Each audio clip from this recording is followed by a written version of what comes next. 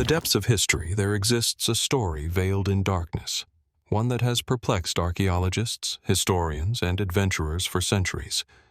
A civilization, once thriving, suddenly vanished without a trace, leaving behind only the faintest whispers in the wind.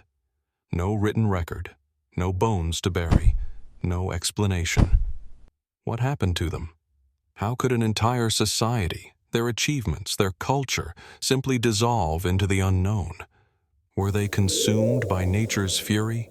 Or did something far more mysterious unfold, something beyond our understanding?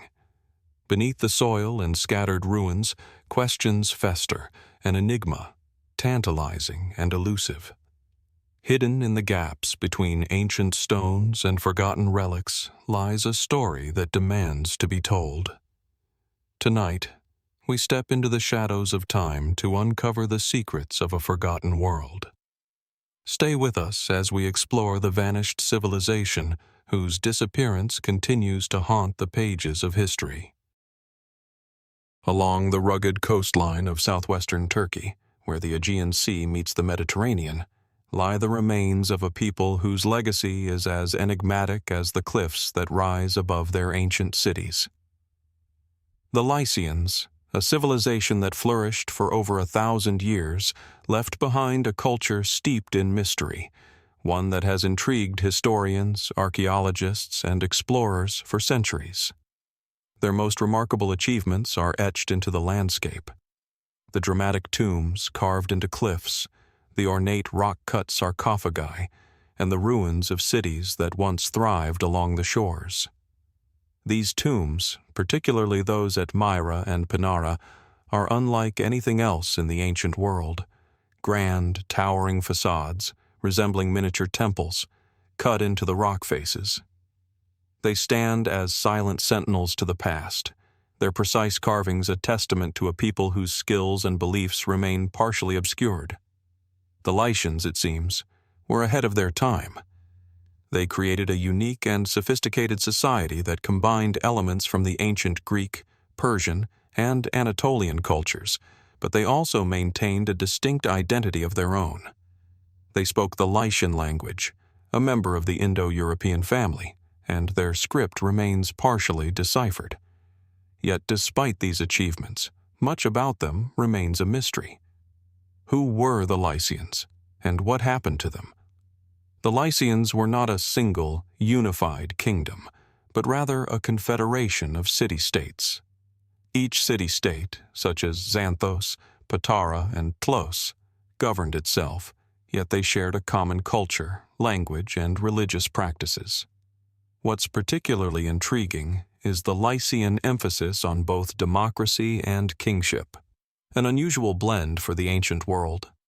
Some cities, like Xanthos, were ruled by elected officials, while others, like Myra, were governed by a king. This dual system suggests a society that valued both collective decision-making and strong leadership. Their religious practices were equally mysterious. The Lycians worshipped a pantheon of gods, many of which overlapped with those of the Greeks, such as Apollo, Artemis, and Zeus. But they also had deities unique to their culture, such as Tarhun, the storm god, and Leto, the mother of Apollo. They practiced elaborate burial rites, placing the dead in cliffside tombs or underground chambers adorned with intricate reliefs and inscriptions. These tombs, often shaped like temples or houses, suggest a belief in an afterlife and a desire to honor the dead with grandeur. Yet, despite their sophisticated culture, the Lycians seem to have disappeared from history just as mysteriously as they appeared. Around the 4th century BCE, they were absorbed into the expanding Roman Empire, but not before their civilization left a significant imprint. The Lycians' tombs, inscriptions, and art influenced the Romans, who incorporated many of the architectural styles and religious practices into their own culture. But questions linger. Was their absorption into Rome peaceful, or did the Lycians resist? Some scholars speculate that the Lycians were gradually incorporated through diplomatic means, while others suggest that their culture may have been wiped out through conflict or even disease. The rise of the Roman Empire may have overshadowed their achievements, but it did not erase the mystery of their disappearance. What happened to the unique Lycian identity? Did it simply dissolve into the Roman world? Or did the Lycians maintain their traditions in secret, their legacy slowly eroded by time? And then there is the matter of their language. The Lycian script, though partially deciphered, is still not fully understood. Some of the inscriptions suggest a highly advanced form of writing, possibly used for ceremonial or governmental purposes. But if the script remains incomplete, so too does the story of the Lycians. What was their true history, beyond the fragmented pieces we have uncovered? Perhaps the greatest enigma of all lies in their burial sites. The cliff tombs, with their intricate carvings and eerie presence, suggest a society that held deep reverence for the dead.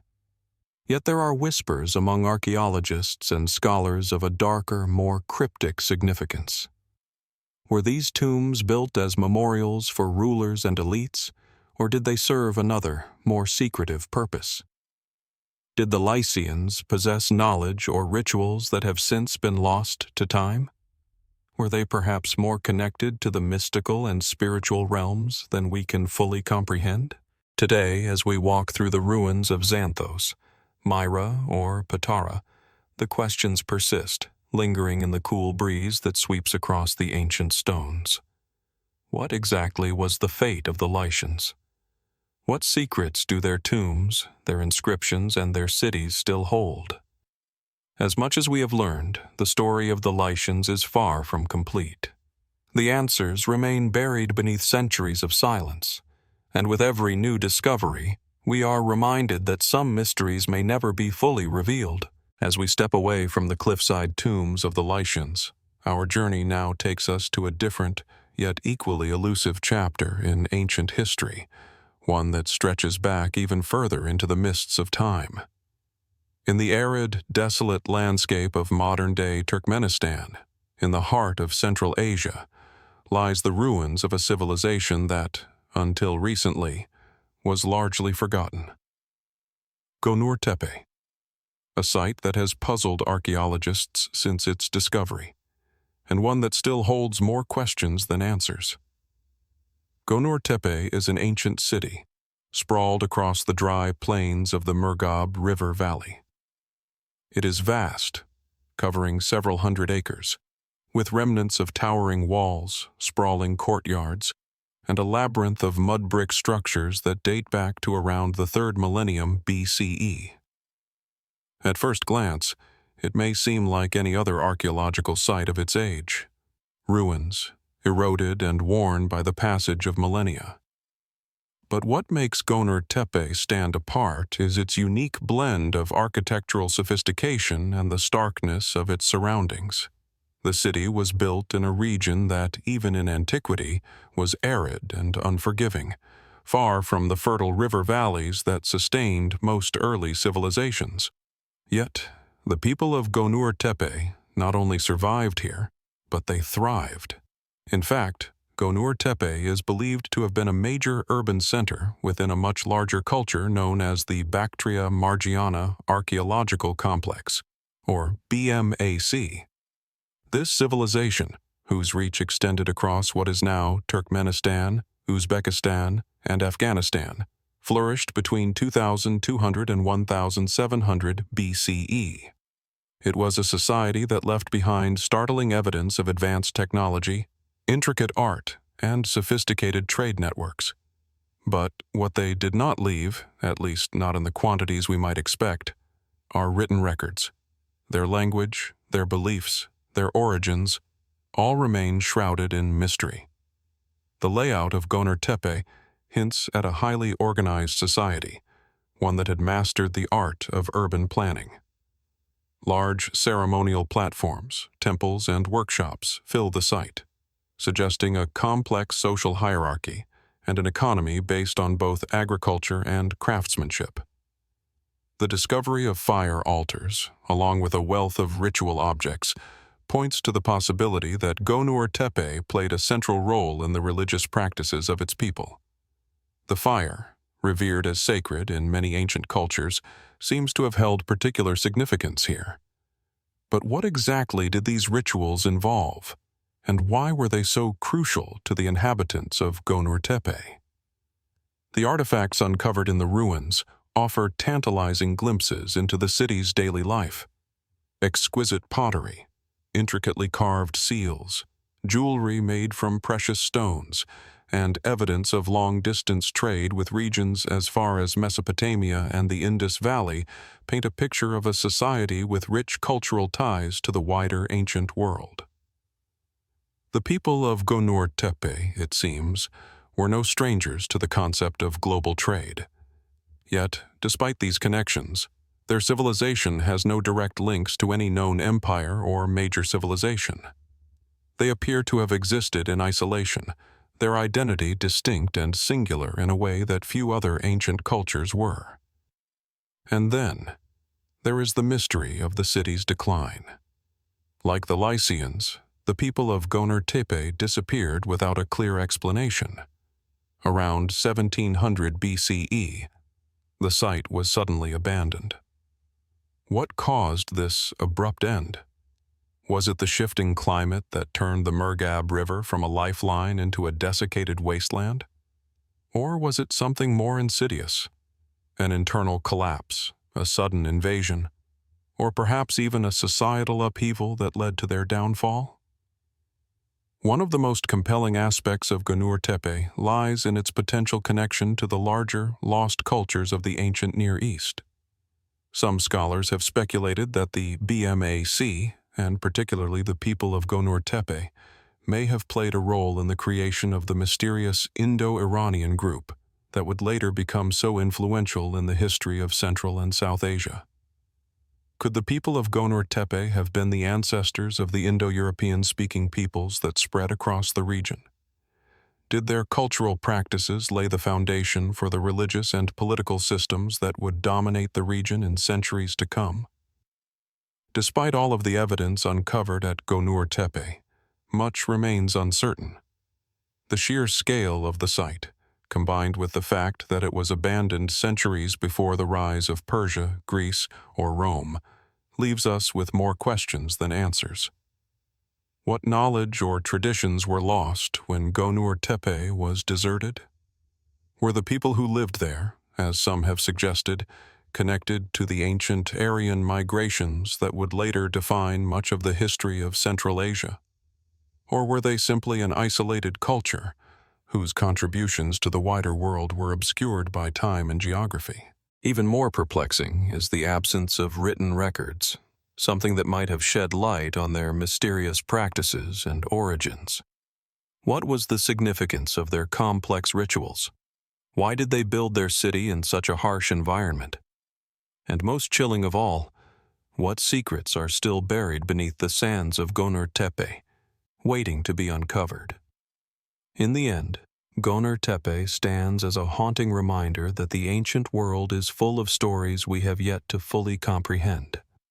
With every excavation, new pieces of the puzzle emerge, but the full picture remains frustratingly out of reach.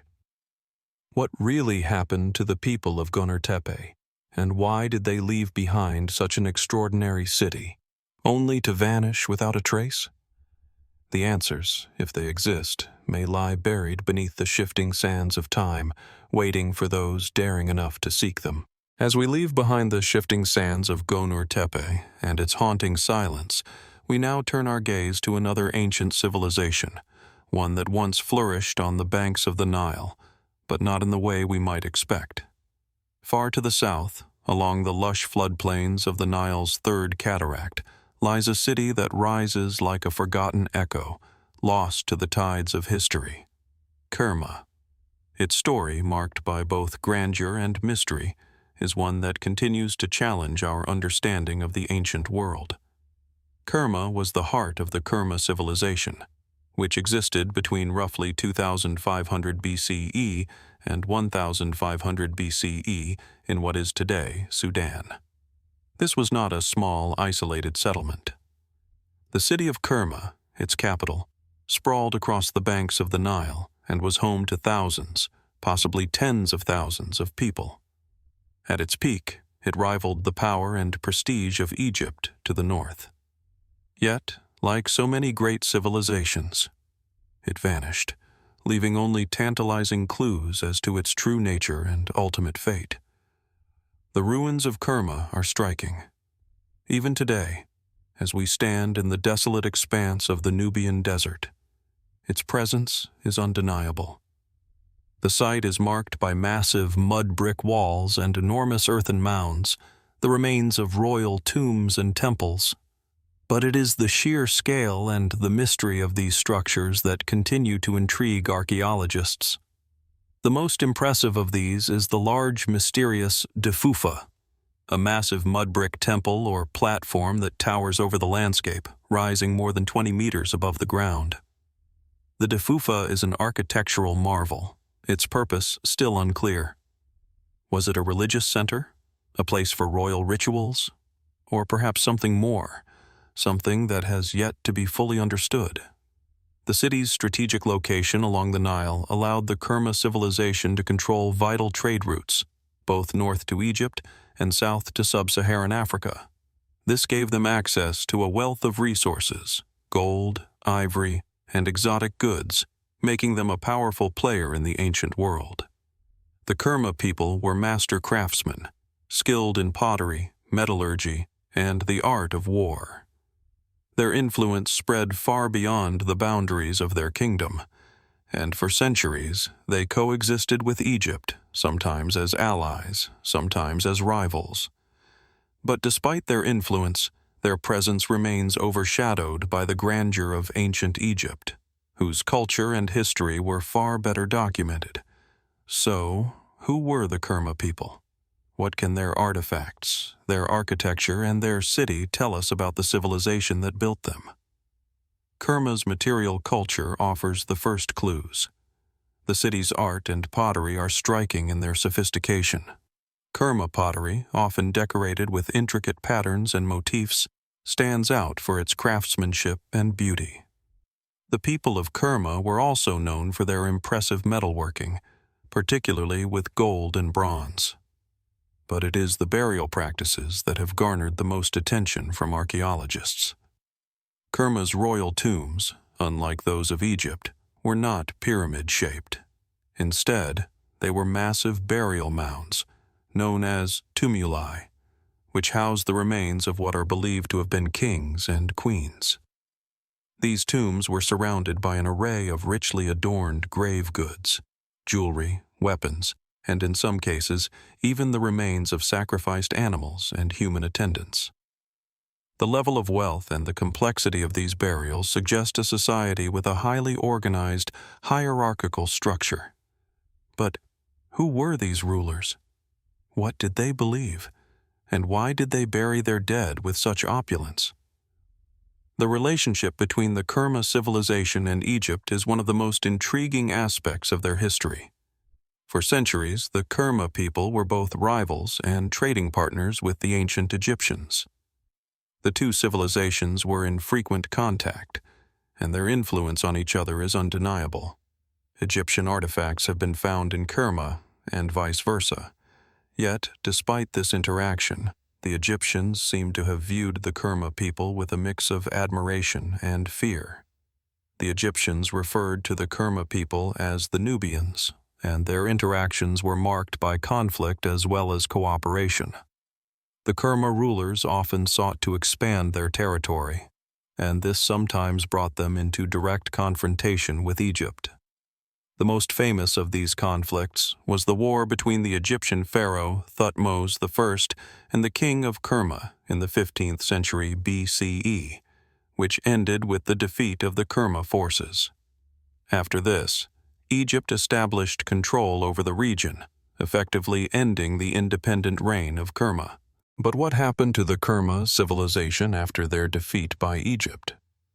The official history tells us that they were absorbed into Egypt, but the archaeological evidence suggests a more complex story. While the city of Kerma was abandoned around 1500 BCE, the remnants of the civilization's influence continued to linger. Some scholars argue that the fall of Kerma was not a sudden event, but a gradual process of decline, possibly caused by changes in climate, shifts in trade routes, or internal social upheaval. Others speculate that the Kerma people may have been assimilated into the Egyptian Empire over time, their distinct cultural identity gradually disappearing as Egypt extended its influence. Yet, despite the official accounts of conquest and absorption, there is still no clear explanation for why such a powerful civilization would fade so abruptly. The mystery deepens when we consider the religious and cultural practices of the Kerma people. The Defufa, their grand mud brick structure, remains one of the great unsolved questions of the Kerma civilization. Some scholars suggest it was a temple dedicated to the gods of the Nile, possibly even a precursor to Egyptian-style temples. Others have proposed that it was a royal tomb, the resting place of the kingdom's founder or an important ruler. But no definitive answers have been found. The ritual significance of the Defufa is just one example of the many unknowns that surround Kerma. What did the Kerma people believe about life, death, and the afterlife? How did they view their relationship with the gods? And what ultimately caused the abrupt end of their civilization? As we look at the ruins of Kerma today, we are left with more questions than answers.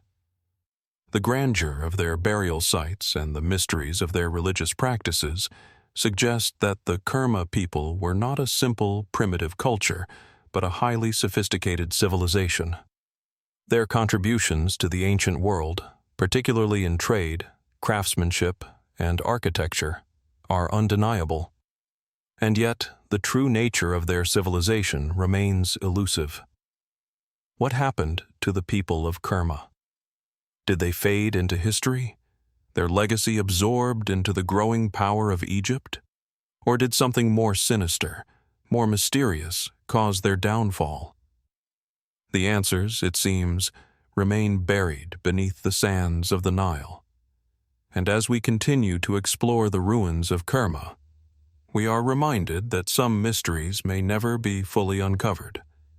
But perhaps, just perhaps, there are still hidden secrets waiting to be revealed. As we leave behind the desert landscapes of Sudan, a new chapter in the ancient world beckons, one that stretches across the sands of time to the shores of the Arabian Sea, to a city where the pulse of trade once echoed across distant shores. This is Lothal, a place once known as the Kingdom of Lothal, whose story, though shrouded in the mist of antiquity, continues to intrigue and mystify scholars today. Lothal lies on the western coast of India, in what is now the state of Gujarat. Today, it is a quiet archaeological site, a collection of crumbling ruins scattered across the flat terrain, the remnants of a civilization that thrived thousands of years ago. The name Lothal, however, is enough to stir a deep sense of wonder for anyone who stands before its silent remains. This ancient city was part of the Indus Valley Civilization, or Harappan Civilization, one of the most advanced and enigmatic societies of the Bronze Age. Lothal itself, dating back to around 2400 BCE, was one of the most important ports of this great civilization, a bustling hub for trade, culture, and innovation. The most striking feature of Lothal, as it is today, is the ancient dockyard, an incredible structure that sits like a quiet sentinel, half submerged in the mud, yet still a testament to the engineering marvels of its time. The dockyard, one of the earliest of its kind, is thought to have been used to facilitate trade with the distant lands of Mesopotamia, Persia, and even the Arabian Peninsula. It is believed that the people of Lothal used the dock to anchor ships that carried goods such as beads, precious stones, cotton, and metals, goods that would have traveled along ancient trade routes, crisscrossing through what is now the vast expanse of the ancient world. But there is something eerily silent about this place, something that lingers in the shadows of its history. While the dockyard speaks of great wealth and commerce, Lothal's history is remarkably elusive. Unlike other ancient sites, such as those in Mesopotamia or Egypt, there are no monumental written records or grand inscriptions to shed light on the civilization that built this thriving port city. The Harappan script, which once adorned seals and pottery, remains largely undeciphered, leaving much of the story of Lothal untold. In fact, much of what we know about Lothal comes from the objects and artifacts uncovered during excavations. Beads, tools, pottery, and seals, each one a small but telling clue to the people who lived here. But who were they? What was the true nature of their society, and what brought about its eventual decline? One of the most fascinating elements of Lothal is its place within the larger context of the Indus Valley Civilization. At its zenith, this civilization spanned much of the Indian subcontinent. Its cities, Mohenjo-Daro, Harappa, and Dholavira, known for their advanced urban planning, sophisticated drainage systems, and highly standardized weights and measures. Lothal was a key part of this sprawling civilization, but it was also different in its own right. Lothal's dockyard suggests a people with an intimate connection to the sea, unlike other Indus cities that were situated inland.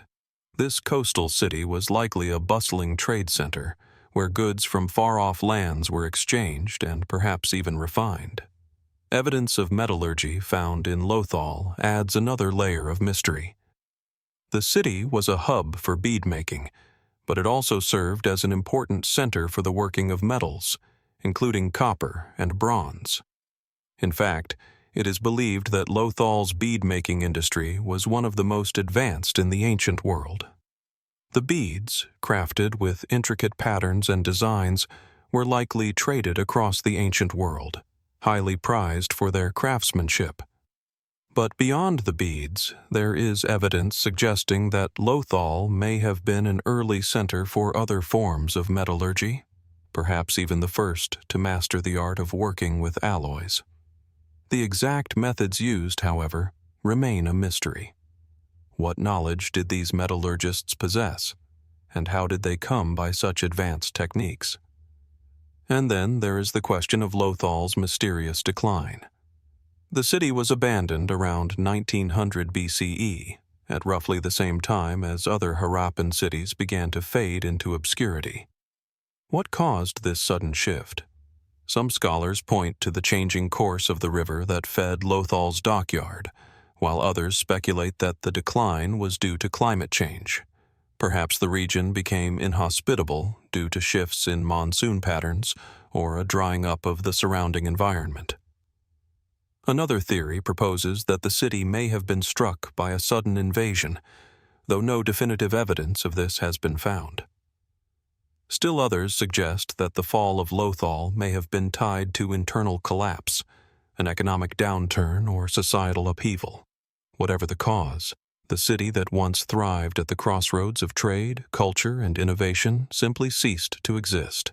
But what makes the story of Lothal even more mysterious is the ongoing puzzle of its cultural and social life. There is evidence that the people of Lothal had connections with other great civilizations of the time, particularly Mesopotamia. The seals found at Lothal bear striking similarities to those from the Sumerian and Akkadian cultures, cultural and trade exchanges that suggest a broader network of relationships across ancient Asia and the Near East. What did these exchanges look like? Did they influence the culture of Lothal, or was it the other way around? And most puzzling of all, why did the people of Lothal, despite their advanced knowledge of metallurgy, craftsmanship, and trade, leave behind so few written records? Some have proposed that Lothal's relatively humble position, compared to the grand cities of Mesopotamia and Egypt, meant that it simply wasn't deemed worthy of detailed documentation.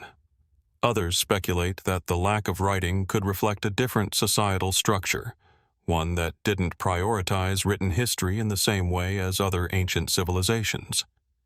Could it be that the people of Lothal had an entirely different form of record-keeping, one that we have yet to understand? Or perhaps the city's true importance lies not in the written word, but in the objects and artifacts that it left behind. The beads, the seals, the metalworks, all whispering secrets that we are still struggling to interpret. As we walk among the ruins of Lothal today, the questions seem as endless as the horizon. What caused this once thriving port to fall into abandonment? What happened to its people, and why did they leave behind so little to explain their extraordinary city? The dockyard stands as a reminder of a civilization that once stood at the crossroads of the ancient world, but like so many others, its story remains unfinished.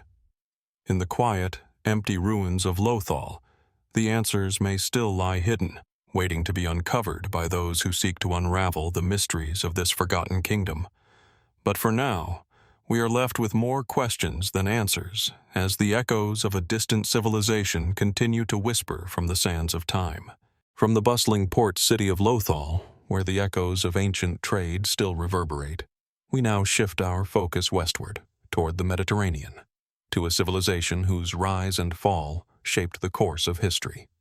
Carthage, a name that has come down to us through the ages, steeped in both grandeur and tragedy. Today, the ruins of Carthage lie near the modern city of Tunis, Tunisia, a reminder of the once mighty empire that spanned the seas and competed with Rome for control of the ancient world. But as we stand amidst the remains of its harbors and temples, we are confronted by a civilization that has long since disappeared, its secrets, its beliefs, and its fate still shrouded in mystery.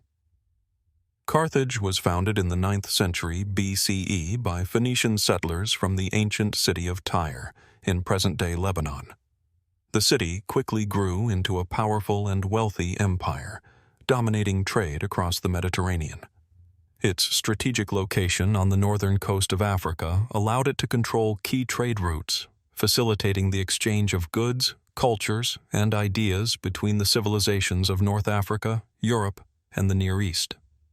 Carthage was not just a city, it was a thriving network of settlements, an empire built on commerce, exploration, and military prowess.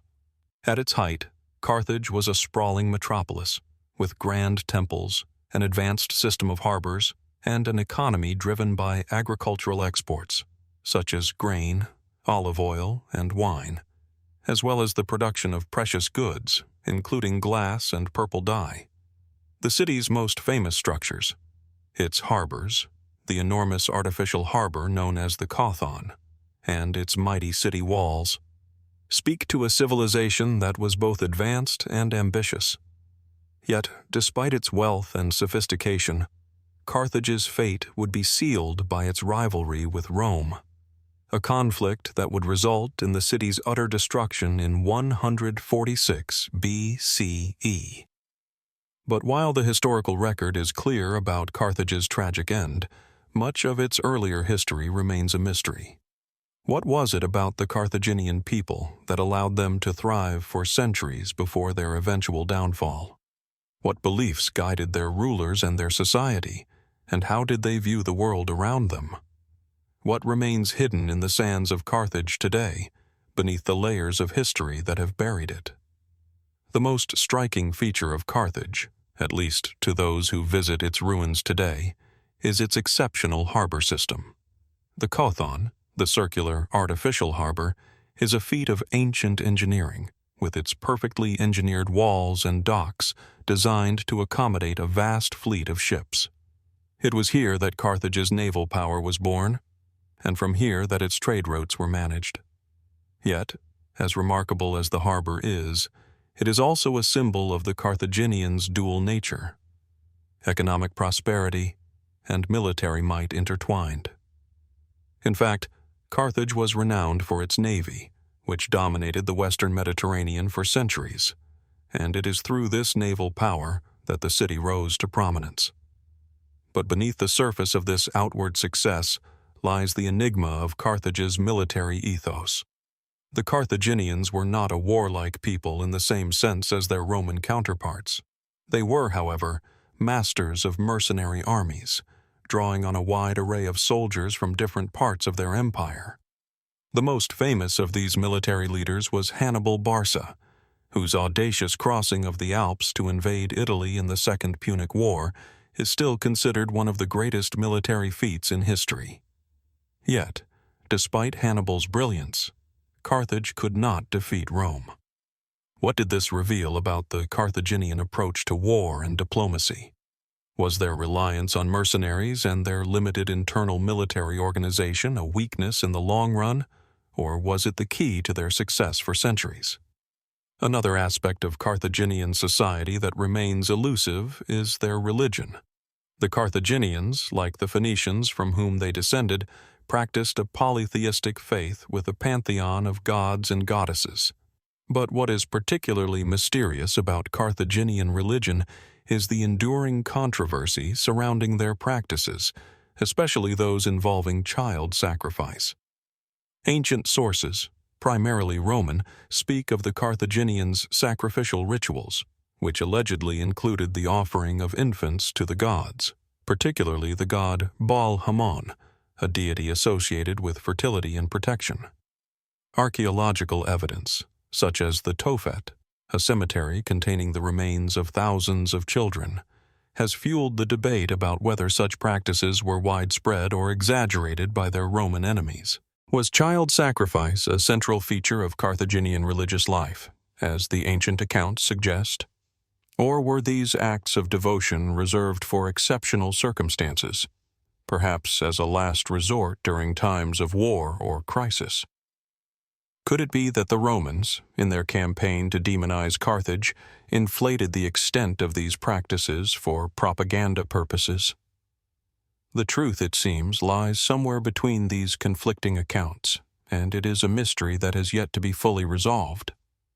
In addition to their religious rituals, the Carthaginians were known for their advanced understanding of astronomy and agriculture. Excavations of their ancient city reveal evidence of complex systems for irrigation and water management, as well as the cultivation of crops that allowed Carthage to feed its people and maintain its economic dominance. But how did the Carthaginians manage to sustain such a vast and diverse empire for centuries? What secrets did they possess when it came to agricultural technology and urban planning? Was there a deeper understanding of the natural world that allowed them to thrive in the harsh environment of North Africa? Despite the wealth of knowledge we have about Carthage's trade, military, and engineering feats, there is still so much we do not understand.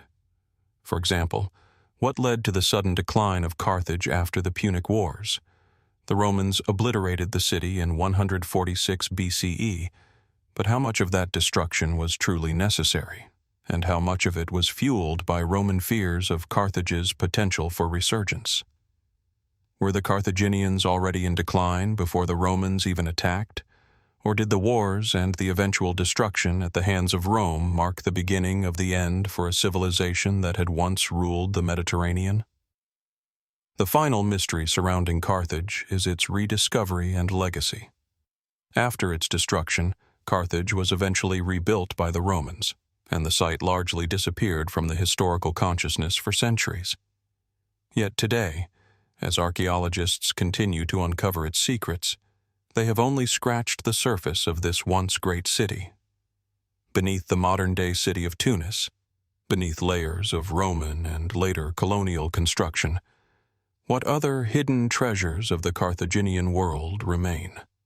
What untold stories are locked away in the soil of ancient Carthage, waiting to be brought into the light?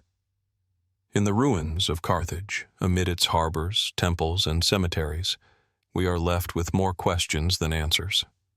The truth about the Carthaginians, their beliefs, their practices, and their eventual fall remains one of the great unsolved mysteries of the ancient world. As we stand on the very ground where Carthage once stood, it is impossible not to wonder what more might be uncovered, what lost knowledge remains hidden, and whether the answers to Carthage's greatest secrets will ever truly be known. As the echoes of Carthage's tragic end fade into the distance, we shift our focus eastward, where the cradle of civilization itself once thrived along the banks of the Euphrates River. Here, in the heart of ancient Mesopotamia, lies the city of Uruk, the center of a civilization whose rise marks one of the earliest and most transformative moments in human history. Uruk, one of the first true cities in the world, rose to prominence around 4000 BCE, long before the pharaohs of Egypt or the emperors of Rome. Today, its ruins stand in the vast, desolate plains of southern Iraq, a testament to a people whose innovations shaped the future of civilization itself.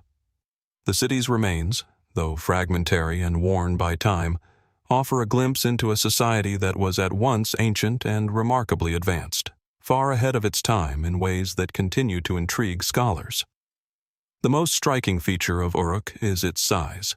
It was enormous by the standards of its day, covering an area of about 250 hectares, with monumental structures and walls that once towered over the surrounding landscape. Uruk's defining feature, however, was its innovation. It is here, in this ancient city, that some of the earliest examples of writing, monumental architecture, and complex urban planning were born. The walls of Uruk were not just walls. They were symbols of power, authority, and the growing complexity of human society. One of the most famous and mysterious aspects of Uruk is its association with the legendary king Gilgamesh, whose epic poem, the Epic of Gilgamesh, remains one of the oldest known works of literature.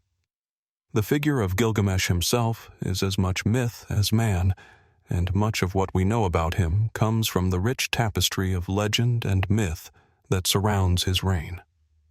Was Gilgamesh a historical figure, as the tablets suggest, or a larger-than-life hero created by the storytellers of ancient Sumer? What does the blending of fact and myth in his story tell us about the ways in which the people of Uruk viewed their rulers and their gods? But beyond Gilgamesh's story, Uruk's true mystery lies in its profound contributions to the development of human society. The city of Uruk is often referred to as the birthplace of civilization, and for good reason. It was here that writing, one of the most significant inventions in human history, first emerged. The earliest forms of cuneiform, the wedge-shaped script that would later become the writing system of the entire Mesopotamian world, were first used in Uruk to record everything from trade transactions to religious offerings. Yet even as cuneiform began to take shape, it raises its own set of questions. What prompted the need for writing in Uruk? Was it the growing complexity of administration, trade, or religion? Or was there another, perhaps deeper motivation behind the development of written language? The city of Uruk also boasts some of the most remarkable architectural achievements of its time. The ziggurat of Uruk, dedicated to the sky god Anu, is one of the city's most impressive monuments. This multi-storied, massive structure, constructed from mud brick, would have towered over the city, symbolizing the divine authority of Uruk's rulers. But the true significance of Uruk's architecture goes beyond its grandeur. The city's layout was carefully planned, with wide streets, residential areas, and monumental public spaces that suggest an advanced sense of urban design. But how did the builders of Uruk manage to construct such monumental buildings with only rudimentary tools? What kind of knowledge or techniques did they possess that enabled them to plan and build on such a grand scale? Despite the ingenuity of Uruk's urban design, there remains an air of mystery surrounding the city's rapid rise and sudden decline.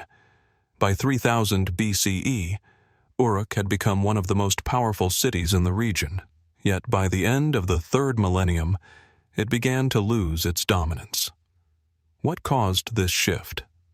Some scholars suggest that it was the rise of neighboring cities like Lagash and that weakened Uruk's position.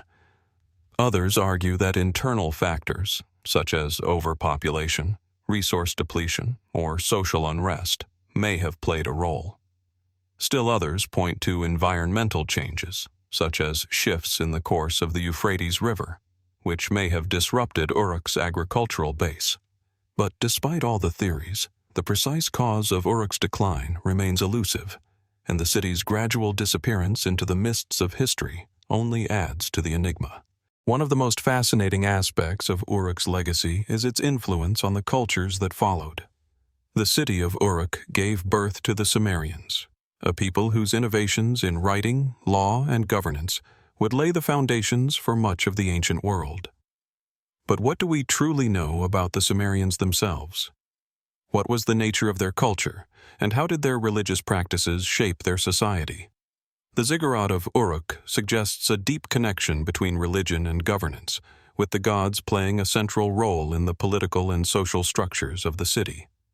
Yet, the specifics of Sumerian beliefs, rituals, and even their concept of kingship remain shrouded in mystery. The Epic of Gilgamesh, while offering a window into the spiritual and cultural life of Uruk, also raises questions about the nature of immortality, the human condition, and the relationship between man and the divine. In Gilgamesh's quest for eternal life, we see reflected the anxieties and desires of the people of Uruk. But was this quest merely a literary device? Or did it reflect a deeper existential concern among the people of early Mesopotamian civilization? What does it mean that one of the earliest works of human literature grapples with such profound questions of life, death, and meaning? The writing found in Uruk also offers tantalizing glimpses into the daily lives of its people. Tablets inscribed with early cuneiform records reveal trade transactions, agricultural harvests, and religious offerings. Yet, despite the volume of records, there is little written evidence that tells us about the lives of ordinary people. What did the citizens of Uruk believe in their everyday lives? What was the role of women, the role of slaves, the role of the commoner in a society ruled by gods and kings? How did they understand the world around them, and what rituals and traditions shaped their lives? As we sift through the remains of Uruk today, the city's mysteries are as alive as ever. While the great walls of Uruk still stand, the answers to the most fundamental questions about this city and its people remain hidden in the shadows of time. What caused the fall of Uruk? How did its early innovations shape the course of human history? And most importantly, what other secrets might still lie buried beneath the soil of this ancient city, waiting for the right moment to be discovered? Uruk is not just a city of the past. It is a mirror, reflecting the profound mysteries that still resonate within the foundations of civilization itself. From the majestic ruins of Uruk, we now turn our attention to a civilization whose presence was felt across the ancient Near East, yet whose story remains elusive, buried beneath the weight of millennia. The Elamites, an enigmatic people whose kingdom, centered in what is now southwestern Iran, flourished for over 1,000 years. The Elamite civilization, though influential, has often been overshadowed by the great powers of Mesopotamia, such as the Sumerians, Akkadians, Babylonians, and Assyrians. Yet, as we sift through the ruins and unravel the evidence, we find that the Elamites were not just peripheral players. They were an ancient power in their own right, with a story that is as rich and complex as it is mysterious. At the heart of the Elamite civilization lies the city of Susa, one of the oldest urban centers in the world. Today, the ruins of Susa stand in the arid plains of Khuzestan, in modern-day Iran. Its remains are scattered across the landscape, a mix of crumbling mud-brick walls, ancient palaces, and towering ziggurats, all bathed in the golden light of the setting sun. The city's position, at the crossroads of trade routes between Mesopotamia and the Iranian plateau, made it a crucial hub for commerce, politics, and culture. For centuries, Susa was not only the capital of Elam, but also a center of power that rivaled some of the most famous cities of the ancient world. Susa's most impressive feature, still visible today, is its monumental architecture. The Elamites constructed vast, sprawling palaces with massive gateways and intricate carvings that decorated their walls. The most famous of these is the Apadana Palace, built by the Persian king Darius the Great, but its roots lie in the earlier Elamite period. The city's ancient ziggurat, a towering stepped pyramid, was dedicated to the god Inshushinak, and stood as a testament to the Elamites' devotion to their gods and their power. Yet, despite these grand structures, much of Elam's religious and cultural practices remain obscure. The Elamites left behind numerous inscriptions and artifacts, but their language, a language unrelated to any other known language family, has long puzzled scholars. Elamite script appears on seals, clay tablets, and monumental inscriptions, but despite years of study, the language itself remains only partially deciphered. What was the true nature of Elamite society, and how did its people understand the world around them? Was their language a reflection of a unique worldview, one that we are still struggling to understand? And why, despite the wealth of archaeological evidence, does so much about the Elamites remain hidden in the shadows? The mystery of the Elamites only deepens when we consider their relationship with neighboring civilizations. For centuries, the Elamites were in frequent contact with Mesopotamia, and their history is marked by periods of both war and alliance with the great empires of Sumer, Akkad, and Babylon. The Elamites were not passive observers of Mesopotamian politics. They actively participated in the region's power struggles.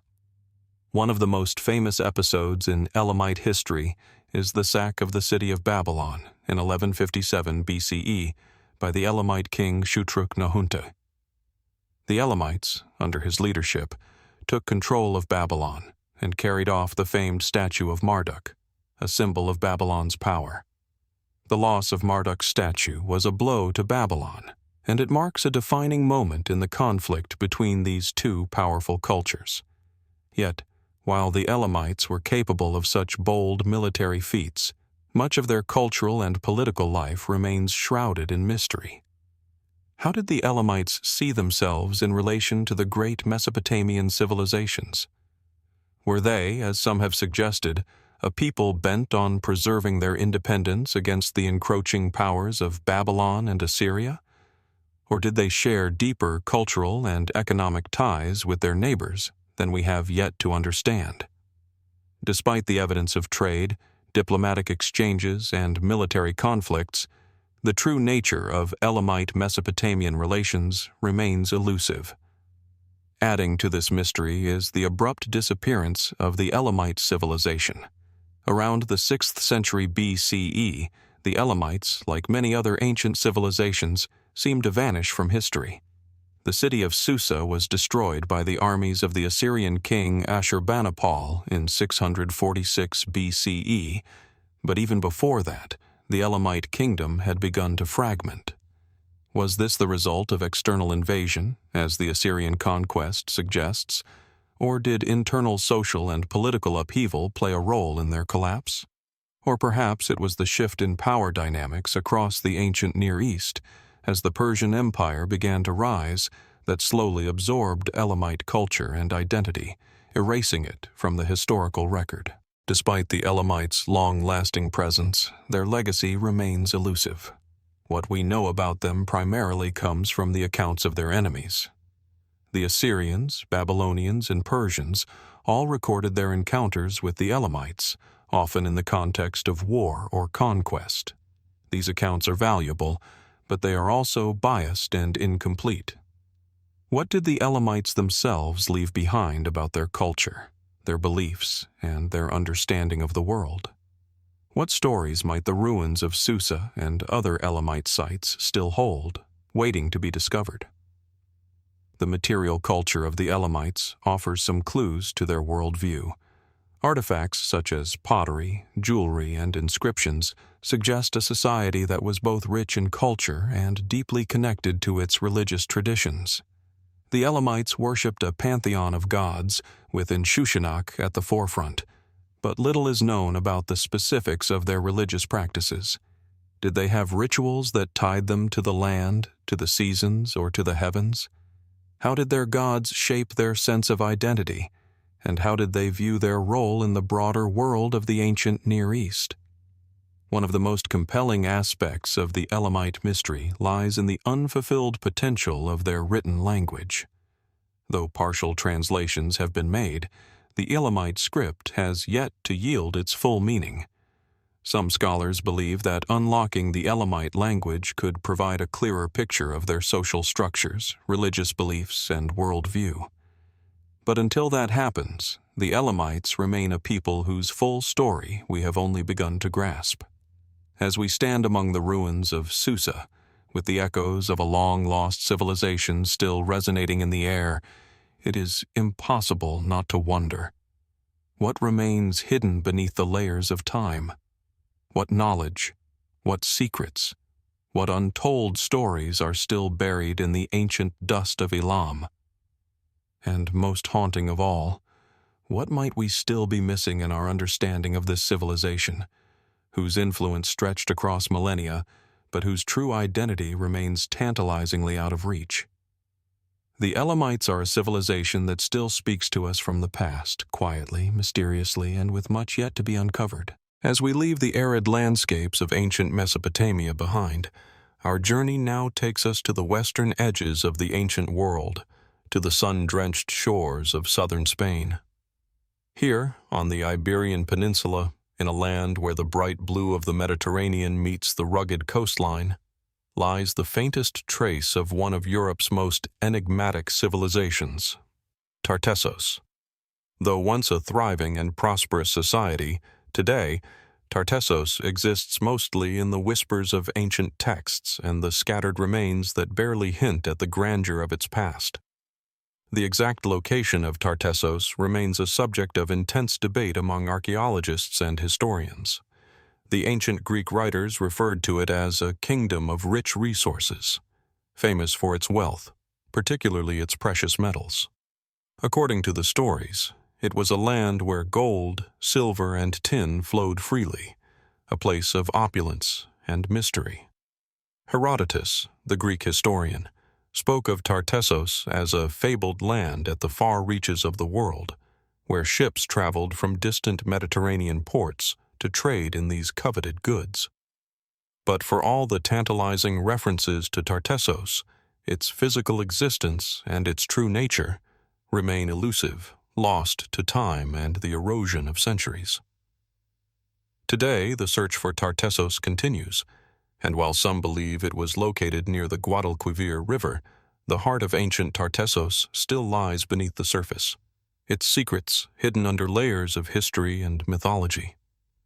The region is dotted with ancient burial mounds, known as tumuli, and other signs of an ancient culture that may have been rich and influential in its time, yet whose identity and culture remain as mysterious as the glittering treasures they are said to have hoarded.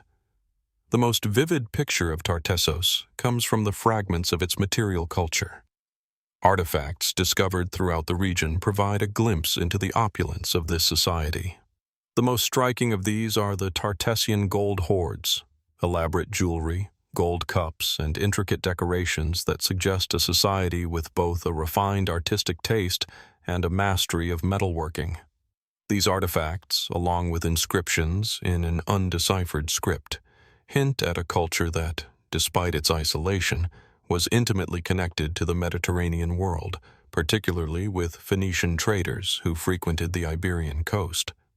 But while the objects themselves are dazzling, they leave us with just as many questions as answers.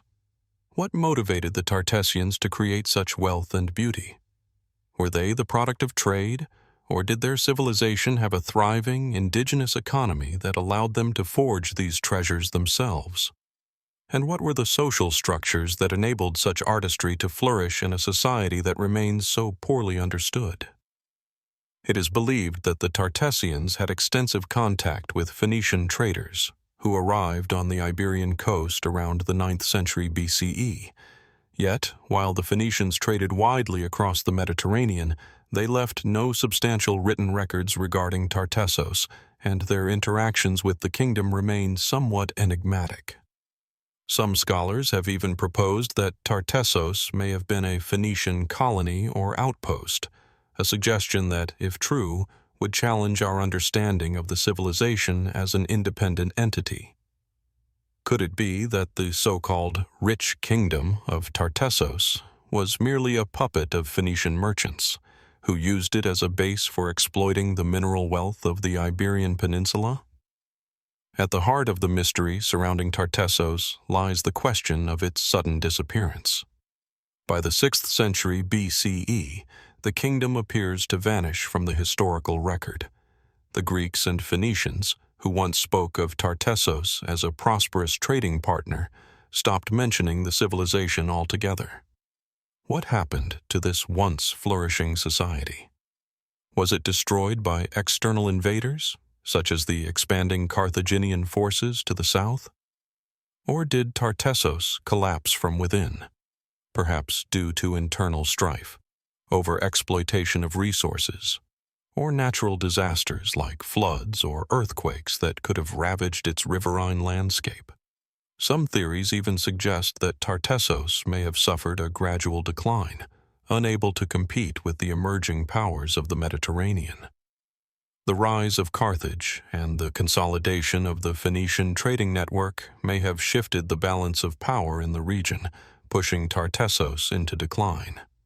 Others propose that the kingdom's disappearance was linked to environmental changes. The course of the Guadalquivir River may have shifted, causing the area's fertile agricultural land to become less productive. Without clear written records, though, it's difficult to say for certain what led to its sudden fall. Perhaps even more intriguing is the legend of Tartessos's final days. Some ancient Greek sources, particularly the historian Herodotus, allude to a great flood that engulfed the region, swallowing entire cities and leaving the land uninhabitable. While such accounts are likely exaggerated or mythical, they hint at a civilization that, at its peak, may have been much more influential than we can fully appreciate today. The idea that Tartessos may have been destroyed by a catastrophic event adds an almost tragic dimension to its mystery. Could the kingdom have suffered such a fate, lost not only to time, but also to the forces of nature themselves? Beyond its material culture and the sparse accounts of its neighbors, little is known about the inner workings of Tartessos. The inscriptions that have been discovered, often found on stone stelae or metal objects, remain undeciphered, offering only tantalizing glimpses of a language and script that we have yet to unlock. Some believe that the script could hold the key to understanding not only the politics and social structures of the Tartessians, but also their beliefs, their worldview, and their relationship with the gods.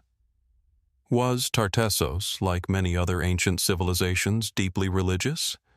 Were its rulers considered divine, and did they employ a form of kingship tied to religious authority, as we see in the cultures of Egypt or Mesopotamia? The lack of written records, combined with the absence of significant archaeological evidence, leaves the culture of Tartessos frustratingly opaque. What was the nature of its religious practices? How did the Tartessians view the world around them? And how did their wealth and trade affect their daily lives? These questions remain unanswered, shrouded in the silence of a civilization that vanished from the historical record as suddenly as it had appeared. Tartessos, in many ways, remains one of the great unsolved mysteries of the ancient world. Its wealth, its artistic achievements, and its sudden disappearance all suggest a culture of great complexity, yet one that we still struggle to understand fully.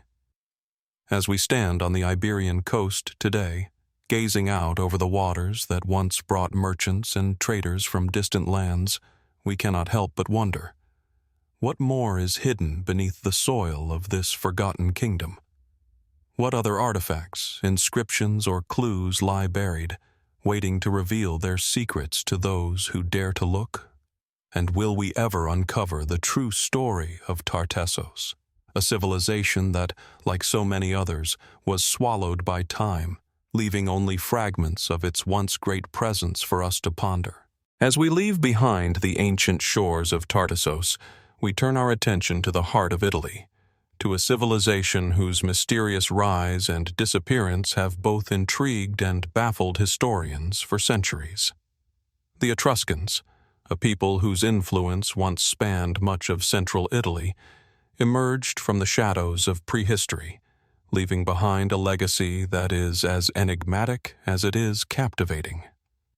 Though their civilization thrived for several centuries, it eventually faded into obscurity, absorbed by the ever-expanding power of Rome. Yet, despite their disappearance, the Etruscans remain an essential piece of the puzzle that is ancient Italian history. The remains of the Etruscan world are scattered across the Italian landscape, from the rolling hills of Tuscany to the fertile plains of Umbria and Lazio. The most significant Etruscan city, and one of the greatest archaeological sites of the ancient world, is the city of Cerveteri. Here, the ruins of once great tombs rise out of the ground like silent sentinels, their stone structures still holding echoes of the lives they once sheltered. The Banditaccia necropolis, an expansive burial site, is particularly striking, its tombs carved into the rock, designed to resemble houses, with intricate frescoes that tell stories of a long-forgotten world. As we stand among these monuments, we are confronted by the stark contrast between the grandeur of Etruscan art and the relative scarcity of written records. Despite the wealth of material culture they left behind, the Etruscans' own voice is largely silent, their language and script still not fully deciphered.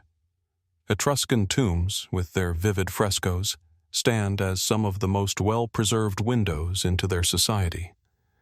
The tombs depict scenes of banquets, music, and dance, an indication of the importance the Etruscans placed on the afterlife and the continuation of life's pleasures beyond death. These images offer us a glimpse into their cultural priorities. The Etruscans, it seems, were a people who celebrated life, wealth, and social cohesion. Yet, what we know about their religion, their politics, and their daily lives remains fragmented, pieced together from the physical remnants of their society and the writings of later civilizations. Unlike the ancient Greeks or Romans, the Etruscans left no monumental history of their own.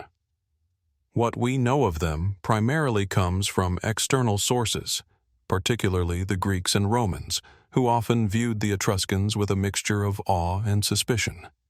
The Greeks admired their art and their luxurious way of life, while the Romans were more ambivalent, recognizing the Etruscans as both a rival and a precursor to their own burgeoning empire. Yet these external accounts, though valuable, are also filtered through the perspectives of those who ultimately conquered and replaced the Etruscans. Thus, much of what we think we know about the Etruscans is colored by the biases of their conquerors. At the heart of the mystery of the Etruscan civilization is their language. Unlike the Indo-European languages of their neighbors, Etruscan was a non-Indo-European language, and its origins remain uncertain. The Etruscan script, though decipherable to some extent, still puzzles scholars. While some inscriptions can be understood, much of the language remains elusive, and without a full understanding of Etruscan grammar or vocabulary, our comprehension of their culture remains incomplete. What was the nature of the Etruscan worldview? How did their religion shape their politics and daily life? What kind of society were they, and how did they govern themselves? One of the most striking features of Etruscan culture was their religion. The Etruscans had a rich and complex pantheon of gods and goddesses, and their religious practices were central to their social and political life. Unlike the Greeks and Romans, whose gods often embodied human-like characteristics, the Etruscan gods were viewed as powerful, transcendent forces that influenced all aspects of life. Rituals and auguries, divination through the interpretation of omens, were essential components of their religious system. It is believed that the Etruscans had a special relationship with the gods, one that was mediated through priests and soothsayers who could interpret signs from the heavens. Yet, the specifics of their rituals and beliefs are unclear. What drove the Etruscans to develop such a sophisticated and highly ritualized form of religion, and how did it shape their interactions with neighboring cultures? In addition to their religious practices, the Etruscans were also known for their advanced engineering and artistic skills. They built intricate road networks, established vast trade routes, and constructed monumental tombs and temples. Their art, particularly in the form of frescoes, pottery, and metalwork, reveals a society that was highly skilled and culturally vibrant. Yet for all their accomplishments, the Etruscans remained enigmatic. While they were clearly influenced by Greek culture, they were not mere imitators. The Etruscans developed a distinctive art style, particularly in their funerary art, that set them apart from their Greek and Roman contemporaries. What did their art and craftsmanship tell us about their worldview? Were they, as some have suggested, more focused on the preservation of their culture in the afterlife than on the political and military struggles of the present? And how did this artistic tradition contribute to their eventual absorption into Roman culture? Perhaps the most intriguing aspect of the Etruscan civilization is its sudden decline. By the 4th century BCE, the Etruscan city-states, once powerful and influential, began to lose their dominance. Rome, which had long been influenced by Etruscan culture, began to rise in power, and over the next few centuries, the Etruscans were gradually absorbed into the expanding Roman Empire. Some scholars suggest that the fall of the Etruscans was due to external pressures, such as invasion by Celtic tribes or the rise of Rome. Others argue that internal factors, such as political fragmentation or economic decline, played a role. The suddenness of the Etruscan disappearance raises important questions. What caused their downfall? Was it inevitable? Or could the Etruscans have resisted Rome's expansion? The evidence we have suggests that the Etruscans did not disappear entirely, but were assimilated into Roman culture. Their language, their gods, and their social structures faded, but their influence remained in the Roman world. The Romans adopted much of Etruscan religious practice, art, and even elements of their political system, such as the role of the priestly augurs. But despite this cultural absorption, the Etruscan identity itself seems to have vanished. The Etruscan language was gradually replaced by Latin, and their distinct political and religious systems were overtaken by Rome's own institutions. Yet in the ruins of their cities, in the tombs they left behind, and in the remnants of their art and inscriptions, the Etruscans continue to whisper to us from the past. What then can we make of this civilization? What mysteries still remain, hidden in the silence of their abandoned cities and untranslatable texts? And as we continue to uncover more about the Etruscans, will we ever fully understand their world, their beliefs, and their sudden disappearance? The Etruscan civilization, like so many others, is a reminder that even the greatest of cultures can fade into obscurity, leaving only fragments behind for future generations to ponder. And in these fragments, we may find the key to unlocking a lost world. From the hills of Tuscany and the windswept plains of Spain, we now turn eastward once more, to a land where the great rivers of civilization converge. Mesopotamia, the cradle of civilization, has long been a place of mystery and awe, a region where humanity's earliest cities rose and fell in the sands of time. Among these, none stood more grandly than Babylon, a city that captured the imagination of ancient peoples and whose name still reverberates through the corridors of history. Babylon, at its peak, was a city of staggering grandeur, a jewel nestled along the banks of the Euphrates River. The remnants of its once great walls still rise from the Iraqi desert, an enduring testament to a civilization that flourished for centuries. The most famous of Babylon's structures, the Ishtar Gate, remains an iconic symbol of the city's splendor. Adorned with images of dragons and bulls, the gate's blue-glazed bricks shimmer under the desert sun, a silent witness to an empire that, for a time, ruled much of the ancient world. Yet the question lingers. How did such a magnificent city, with its towering ziggurats and opulent palaces, fade into the historical mist? What secrets remain buried beneath the layers of earth and stone, waiting to be uncovered? The story of Babylon is inextricably linked to the name of its greatest king, Nebuchadnezzar II. Under his reign, which spanned from 605 BCE to 562 BCE, the Babylonian Empire reached the zenith of its power. The city itself was transformed, its skyline dominated by the massive, terraced hanging gardens, one of the seven wonders of the ancient world, though no definitive archaeological evidence has ever been found to confirm their exact location or existence. Was this mythical garden the product of royal imagination? Or did it truly exist as a paradise suspended in time, a symbol of Nebuchadnezzar's power and wealth? The gardens, if they existed, would have been a marvel of engineering, a testament to the Babylonians' mastery over irrigation, architecture, and horticulture. But where did they go? Why has history, despite its riches, failed to offer solid proof?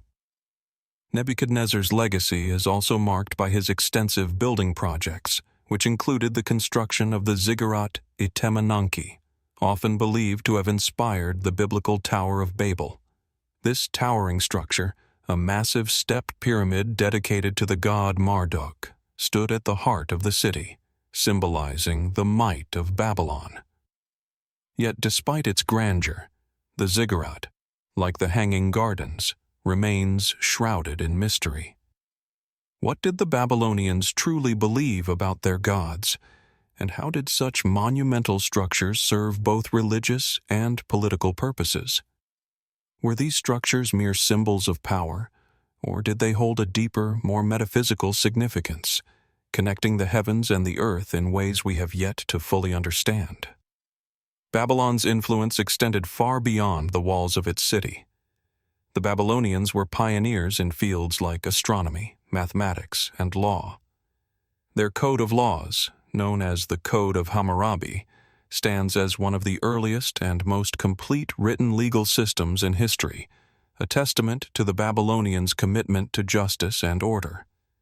The city's scholars developed an intricate understanding of the stars, and their astrological observations were among the most advanced of the ancient world. But what drove this intellectual curiosity?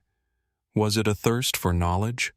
Or did the Babylonians believe that their study of the heavens allowed them to predict the future and shape their destiny? How much of their understanding of the cosmos was rooted in religious belief, and how much was based on empirical observation? Yet despite their intellectual and cultural achievements, the Babylonians, like so many ancient civilizations, were not immune to the ravages of time and war. The fall of Babylon in 539 BCE came at the hands of the Persian king Cyrus the Great, whose army captured the city with startling ease. The fall was a turning point in ancient history, marking the end of Babylonian supremacy and the rise of the Persian Empire. But the mystery surrounding the end of Babylon's reign is not just political, it's also cultural. How did such a mighty empire, with its advanced knowledge, wealth, and grandeur, crumble so swiftly? Was it the result of internal strife, economic instability, or the overwhelming force of a new power emerging on the horizon? Or was there something more to the story, something we have yet to uncover about the final days of the Babylonian Empire? Following the Persian conquest, Babylon's influence dwindled. The city itself would continue to be inhabited for centuries, but its former power faded into the background of history. Under the Greeks, after Alexander the Great briefly made it his capital, the city saw its final decline. Yet, even after its political demise, the spirit of Babylon, its art, its knowledge, and its mysteries, continued to ripple through the ages. The Babylonians' astronomical observations, for instance, would later inspire Greek and Islamic scholars. Their understanding of the heavens provided the foundation for future generations of astronomers and mathematicians. But as Babylon faded, so too did its stories. What truths might still lie hidden in the ancient archives, buried in the vast collections of cuneiform tablets that have yet to be fully deciphered? Despite centuries of excavation and research, Babylon continues to hold many of its secrets close. The cuneiform tablets that have been uncovered offer insights into daily life, trade, politics, and religion, but they also leave much unanswered. The precise details of Babylonian religion, for example, remain largely speculative.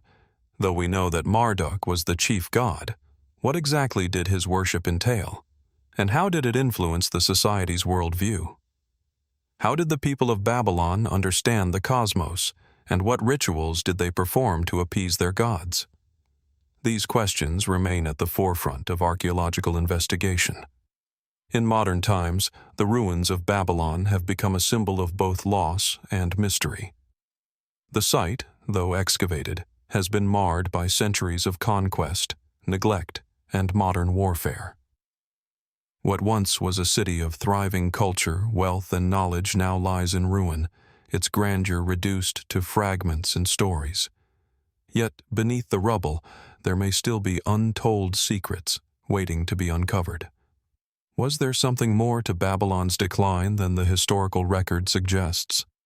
Did the Persians and the later invaders uncover something they feared? Or was Babylon's fate simply the result of a changing world? As we stand before the remnants of the Ishtar Gate, gazing upon the cracked bricks that once shimmered in the sunlight, we cannot help but wonder, what other mysteries still lie hidden in the sands of Babylon? How much of its history remains to be rediscovered? What truths about the Babylonian Empire, its people, and its enigmatic fall are still out of reach, waiting for the day when they might finally be revealed? The ancient city of Babylon, with its remarkable achievements and untold stories, is far from forgotten. But the deeper we look, the more we realize that some of its most profound mysteries remain unsolved, lingering just out of sight.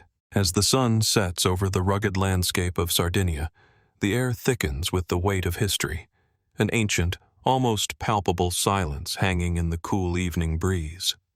Here, scattered across the island, rise the towering remnants of stone fortresses, the Nuragic Towers.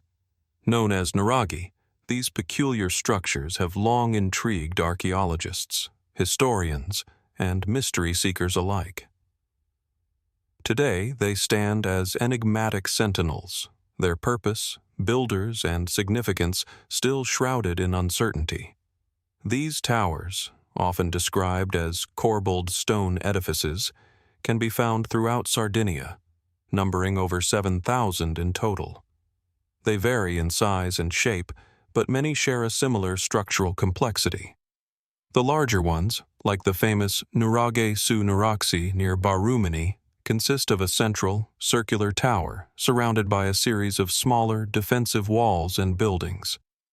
The exterior is typically constructed from large, precisely cut stones, while the interior consists of several levels, often with narrow, winding staircases that seem to lead nowhere.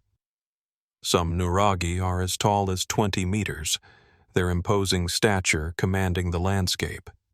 Yet, despite the scale and craftsmanship involved in their construction, the purpose of these towers remains elusive. Archaeological evidence points to their use as fortifications or ceremonial centers. Some theories suggest that the nuraghi were defensive structures built to protect local communities from invaders or rival tribes. Indeed, the rugged terrain of Sardinia, with its narrow valleys and steep hillsides, would have made such fortifications an obvious strategic advantage. Other scholars believe that the towers were used as centers of social or religious activity, places where leaders gathered to make decisions, or where rituals took place, their lofty heights symbolizing a connection to the gods. But while these explanations are plausible, they fail to capture the full mystery of the nuraghi. The construction techniques used in building these towers seem far more advanced than those of the time. The precise fitting of massive stones, some weighing several tons, raises questions about the tools and techniques available to the ancient Nuragic people. How did they manage to cut and transport such heavy stones without the use of modern technology? And why, in an era long before the Romans, did the builders of the nuraghi achieve such an astonishing degree of engineering sophistication? Many of the Nuragi are built with an astonishing degree of precision, their stone blocks fitting together so tightly that even today, thousands of years later, it's nearly impossible to slip a knife blade between them. No mortar was used in the construction. The stones were carefully shaped and placed to interlock in such a way that they became almost indestructible. This feat of ancient engineering has led some to speculate that the builders had access to advanced knowledge, perhaps even technologies lost to time. Some suggest that the knowledge necessary to build these towers may have been handed down from even older civilizations, perhaps those that predating the Nuragic culture itself. Could the builders of the Nuragi have been influenced by an unknown advanced civilization whose expertise was passed on through generations? And what of the more mysterious elements of the Nuragi's construction? The circular chambers, the peculiar skylights, the strange alignment with certain celestial bodies. Are these mere coincidences, or might they point to something more profound? There are also unanswered questions about the tower's purpose. While some have proposed that they were military outposts or symbols of power, others have speculated that they were used for astronomical purposes. Many of the Nuragi are carefully aligned with the sun, moon, or stars, suggesting that their builders might have had a sophisticated understanding of the heavens. The alignment of some towers with the solstices and equinoxes has led to theories that they could have functioned as ancient observatories, sites for observing celestial events and tracking the passage of time. One particularly intriguing aspect of the Nuragi is their apparent isolation. Unlike the grand cities of ancient civilizations, the Nuragic settlements are often small and scattered across Sardinia's rugged hills. This has led some researchers to wonder, was the society that built the Nuragi truly an isolated insular one? Or did these towers serve a larger, more complex social or religious purpose, acting as focal points for networks of smaller, decentralized communities? Could the Nuragi have been part of a vast, interconnected system that spread across the Mediterranean, with each tower serving as a waypoint in a larger, ancient map? The sheer number of Nuragi found on Sardinia also raises questions. Why did the Nuragic people construct so many towers? Were they built for defensive purposes, to create a vast network of fortified strongholds? Or could the presence of so many towers be evidence of a more complex, decentralized society, one where power and authority were distributed among various clans or families, each vying for control over different parts of the island? As researchers continue to study the Nuragi, new theories have emerged that challenge our understanding of the past. Some have suggested that the towers may have had a spiritual significance, serving as symbols of a divine connection between the earth and the heavens. Others believe that they may have been used for rituals involving the dead, as many Nuragi have been found to contain tombs or burial chambers. Could these ancient structures have been places of worship, where the spirits of the deceased were honored and the cycles of life and death were marked by rituals and offerings? Perhaps most tantalizing of all is the possibility that the Nuragi were part of an even greater mystery, one that we have yet to fully uncover. Could the towers have been built by a civilization whose influence reached far beyond the shores of Sardinia? Did the Nuragic people have contact with other cultures? And if so, what might that reveal about their true origins and connections to the wider world? Despite the many theories and the tireless work of archaeologists, the Nuragi remain an enigma. Some of their secrets have been uncovered, but many still lie hidden beneath the stone. The purpose of the Nuragi, the identity of their builders, and the nature of their civilization remain unanswered questions, puzzles that continue to baffle and fascinate.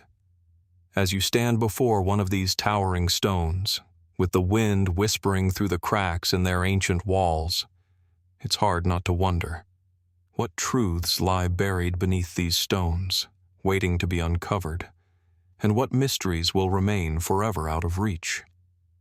The Nuragic towers, like the civilization that built them, remain a riddle wrapped in stone, one that may never be solved, but which invites us to explore the past with curiosity and awe. As the waves of the Mediterranean gently lap against the shore, the island of Crete emerges from the mist, a land steeped in myth, mystery, and an ancient past that continues to echo through time. Nestled among the hills of this sun-drenched island lies the sprawling ruins of Knossos, once the beating heart of the Minoan Civilization. This is where the story of one of the most advanced and enigmatic cultures of the ancient world begins. The Minoans flourished on Crete during the Aegean Bronze Age, roughly between 2000 and 1450 BCE. They left behind a legacy of art, architecture, and technology that was far ahead of its time. The Palace of Knossos, with its labyrinthine halls, vibrant frescoes, and intricate plumbing, offers a glimpse into the lives of a people who seemed to understand their world in ways that were profoundly sophisticated. Yet, much of their civilization remains shrouded in mystery. Walking through the palace, one is immediately struck by the scale and complexity of the structures. Massive stone columns, some of which are still standing after millennia, support multi-story buildings with open courtyards and grand reception halls. The walls are adorned with vivid frescoes depicting scenes of nature, bull leaping, and rituals that seem to blur the line between the natural and supernatural. The colors are still startlingly bright, as though they had been painted only yesterday, their meaning as elusive as the civilization that created them. The Minoans were not just master builders. They were also remarkable artists. Their frescoes are considered some of the finest examples of ancient art, with their fluid lines and dynamic compositions bringing life to the walls of their palaces. But these depictions of nature and ritual raise questions. What were the Minoans trying to convey? Were they documenting their beliefs, or perhaps encoding something more, hidden messages, sacred symbols, or even astronomical knowledge? Despite the grandeur of their achievements, the Minoans left few written records behind. The few inscriptions that have been found, written in a script known as Linear A, remain undeciphered to this day. Unlike other ancient civilizations, such as the Egyptians or Mesopotamians, the Minoans did not leave behind a detailed historical narrative. What we know of them comes from archaeological remains, ancient myths, and the occasional reference from other cultures. This absence of written records only deepens the mystery. Were the Minoans simply a people who preferred not to record their history in writing, or was there something more deliberate about their silence? Some have suggested that the Minoans may have known something about their future that they chose not to write down, perhaps a foreboding sense of impending doom, or the belief that certain knowledge should remain hidden from future generations. One of the most enduring mysteries of the Minoan civilization is its sudden and dramatic collapse around 1450 BCE. What caused this advanced society, which had flourished for centuries, to fall into ruin seemingly overnight? While mainstream scholars point to the eruption of the Thera volcano, one of the most powerful volcanic eruptions in recorded history, as the likely cause of the Minoan decline, there are those who believe that the truth may be more complicated. The eruption of Thera, which occurred around the same time the Minoan civilization began to crumble, certainly had a catastrophic impact on Crete. The eruption sent ash and pumice across the Aegean, affecting trade routes and causing widespread devastation. Some scholars argue that this environmental disaster triggered a series of events that led to the Minoans' downfall: earthquakes, crop failures, and social unrest. Yet even this theory does not fully explain the rapid and total disintegration of Minoan society. Could there have been other forces at play, internal strife, political upheaval, or external invasion, that contributed to the collapse? Some have speculated that the Mycenaeans, a more militaristic civilization from mainland Greece, may have played a role in the Minoans' demise, either through direct invasion or through economic and cultural pressure. Others have pointed to the possibility of a civil war within the Minoan ranks, a breakdown of leadership, or even a religious crisis that caused the fabric of Minoan society to unravel. Yet, as intriguing as these theories are, none of them offer a complete explanation. The Minoan collapse remains one of the great unsolved mysteries of the ancient world. What exactly happened to the Minoans? Was it a natural disaster, a military conquest, or something more elusive? And why did the Minoan culture, which had once been so dominant in the Mediterranean, leave behind so few traces of its ultimate fate? Another curious aspect of the Minoans is their relationship with the mythological world. Ancient Greek myths, many of which feature gods, heroes, and labyrinths, are filled with references to Crete and the Minoans. The most famous of these myths is the story of the Minotaur, half man, half bull, who is said to have dwelled in a labyrinth beneath the palace of Knossos. While scholars believe this myth may have been inspired by the Minoan practice of bull leaping and the labyrinthine design of the palace itself, the deeper connection between myth and reality remains unclear. Could the Minoans have believed in such creatures, or were the myths a way to encode knowledge about their society, culture, and rituals? The labyrinth, in particular, holds a special place in the mystery of the Minoans. The palace at Knossos itself is often described as a labyrinth, with its maze-like corridors and multiple levels. Was this design intentional, reflecting the symbolic importance of the labyrinth to the Minoans? Or is it possible that the palace's confusing structure is a result of practical necessity, a reflection of the complex social, political, and religious life of the Minoans? Some even suggest that the labyrinth may represent the mind itself, a metaphor for the psychological and spiritual journey that the Minoans sought to navigate. While we have learned much about the Minoans, through the remains of their palaces, their art, and their myths, there is still so much we do not understand. The questions surrounding their origins, their achievements, and their sudden disappearance continue to haunt us. Did they leave behind a hidden legacy that we have yet to uncover? Or was their downfall the result of something far more mysterious, something beyond the grasp of our modern understanding? As we look out over the ruins of Knossos, with the Mediterranean stretching out before us, we are left with a lingering sense of wonder. The Minoans built a civilization that was rich in culture, art, and technology, but they also left behind a puzzle that remains unsolved. Their legacy endures, but the question remains: what, if anything, did they know that we have yet to discover? And what secrets might still lie buried beneath the sun-drenched hills of Crete?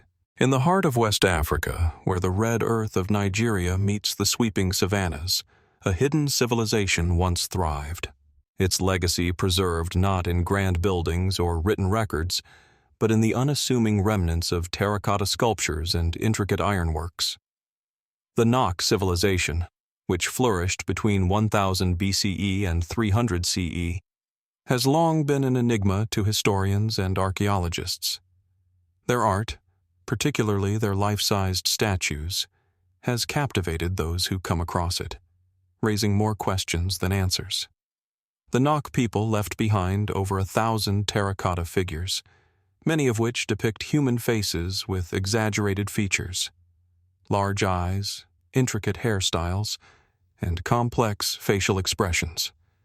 These sculptures, some as tall as a person, stand as silent witnesses to a lost civilization. Scattered across a vast region of Nigeria, from the hills of Plateau State to the valleys of Kaduna, the Nok culture's exact extent and nature remain a puzzle. Unlike many ancient societies, the Nok did not leave behind any written records, nor did they build monumental architecture. What remains are their terracotta creations, which have been unearthed over the past century, often by farmers digging in their fields. Each new discovery adds to the mystery of this long-forgotten people, yet raises even more questions. What do these sculptures mean? Why were they made? And who were the people behind these extraordinary works? The first significant discovery of Nok art was made in 1928, when a local farmer unearthed a set of statues in the village of Nok, from which the civilization takes its name. Since then, excavations have revealed thousands of these terracotta figurines, as well as fragments of pottery and iron objects. Most of the statues depict human figures, many of them with elaborate headgear or intricate facial features. There are also depictions of animals, suggesting a symbolic or religious significance. Some of the figures appear to represent gods or spirits, while others seem to depict actual individuals, perhaps leaders or important members of society. These sculptures are made from clay, fired at high temperatures, a technique that was advanced for its time. The detailed craftsmanship suggests a highly developed culture, one with both artistic and technical prowess. But while the artistry is evident, the purpose of these statues remains unclear. Were they ceremonial objects, religious idols, or did they serve some other, more enigmatic function, perhaps related to ancestral veneration, fertility, or initiation rites? The Nok people are believed to have been one of the earliest cultures in sub-Saharan Africa to master ironworking, with some evidence suggesting they were smelting iron as early as 1000 BCE. Iron tools and weapons, such as chisels and hoes, have been found alongside the statues, further adding to the mystery. The Nok ironworkers were likely pioneers in the region, and their techniques would influence later African civilizations. But how did the Nok people, with no known contact with other advanced civilizations, develop such a sophisticated technology? And why, with such technological advancements, did they not leave behind more substantial remains, like the temples, palaces, or city structures seen in other ancient cultures? The question of the Nok's origins is equally perplexing. While some scholars believe they were indigenous to the region, others suggest that they may have had contact with distant civilizations, either through trade or migration. Some have speculated that the Nok were part of a much larger network of cultures, stretching across the Sahara and into the Mediterranean. Could the Nok have had interactions with ancient Egypt, Carthage, or other northern African cultures? Or were they an isolated group, developing their unique culture in the heart of Africa, without outside influence? The Nok's disappearance is perhaps the greatest mystery of all. By the 3rd century CE, the civilization appears to have faded from history, leaving behind no known records of its decline or collapse. Some believe that environmental changes, such as a shift in climate or soil depletion, may have contributed to their downfall. Others suggest that the Nok were absorbed by other, more powerful cultures in the region, such as the Yoruba or the Hausa. But the lack of evidence makes it difficult to say with certainty what happened to the Nok people. Did they vanish entirely, or did their descendants merge with other groups, their cultural heritage lost to time? One of the most intriguing aspects of the Nok culture is the presence of what might be ritual or symbolic items alongside the statues. Some of the figurines appear to depict figures with symbolic gestures, such as holding objects or wearing elaborate headgear. This has led some researchers to suggest that the Nok may have had a complex religious system, one that involved ancestor worship, fertility rites, or even a belief in the afterlife. The faces of the figures, often staring with wide eyes, seem to suggest an otherworldly connection, as if the sculptors were attempting to capture something beyond the physical realm. There are also theories that the Nok civilization was linked to the development of early African kingdoms, such as the Kingdom of Oyo or the Kingdom of Ife. The Nok's advanced craftsmanship and ironworking may have influenced later cultures in the region, leaving a cultural imprint that persists to this day. The Yoruba people, for example, have a rich tradition of sculpture and metallurgy that shares similarities with the Nok's artistic style. Was there a direct link between the Nok and these later civilizations, or were they independent of one another? While the artistic and technological achievements of the Nok people are undeniable, The absence of a written language or other clear markers of their culture leaves much to the imagination. The art they left behind seems to be the key to understanding their worldview, but interpreting these objects remains a challenge. What do the exaggerated facial features of the Nok statues represent? Why were some figures made so large while others are small? Were these statues symbolic representations of gods, ancestors, or the ruling elite? Or did they hold some other, as yet unknown, significance? As the centuries pass, the Nok civilization's story remains fragmented, like pieces of a puzzle scattered across the landscape. Each new discovery of a terracotta figure or iron tool adds to our understanding of this mysterious people, but the full picture remains elusive. The Nok may have been a civilization that thrived for centuries, but their disappearance from the historical record leaves us to wonder, what did they know, and what truths have been lost to time? Could there be more hidden beneath the surface of the land? Artifacts, structures, or knowledge that could shed light on their mysterious past? The Nok civilization is but one of many lost cultures that remain buried in the sands of history, waiting to reveal their secrets. In the sun-drenched deserts of Nubia, along the banks of the Nile River, lie the remnants of a once mighty civilization whose story is as enigmatic as the land it occupied. This is the Kingdom of Kush, an ancient realm that flourished for over a millennium, from roughly 1070 BCE to 350 CE. Today, the towering pyramids of Meroe and the ruins of ancient cities stand as silent witnesses to a civilization that was, at once, both intertwined with and distinct from its Egyptian neighbors. The Kingdom of Kush occupied the area that is now modern-day Sudan, a land where the scorching desert meets the fertile Nile Valley, creating a landscape of striking contrast. It was here, amidst these starkly beautiful surroundings, that the Kushite kings and queens built their power. Yet, despite their achievements, much of Kush's history remains buried beneath the sands of time, its narrative obscured by a lack of written records and the fragmentary nature of archaeological evidence. The Kushites are perhaps best known for their pyramids, small, steep structures that dot the landscape of Meroe, their ancient capital. The Meroitic pyramids, though often overshadowed by the grandeur of their Egyptian counterparts, are a testament to the Kushites' remarkable architectural and cultural achievements.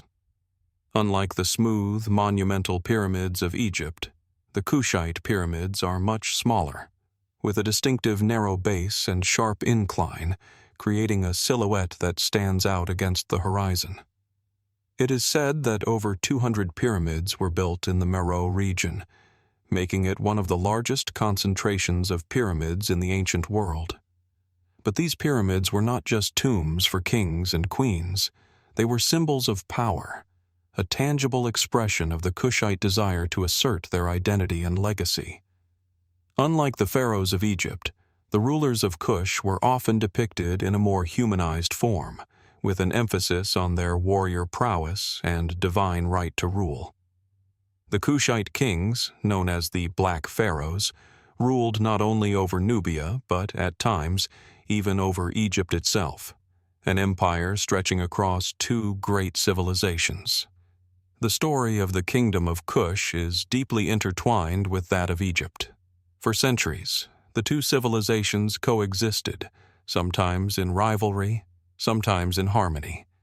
The Kushites had long been influenced by Egyptian culture, art, and religion, and the early rulers of Kush adopted many of the traditions and practices of the pharaohs.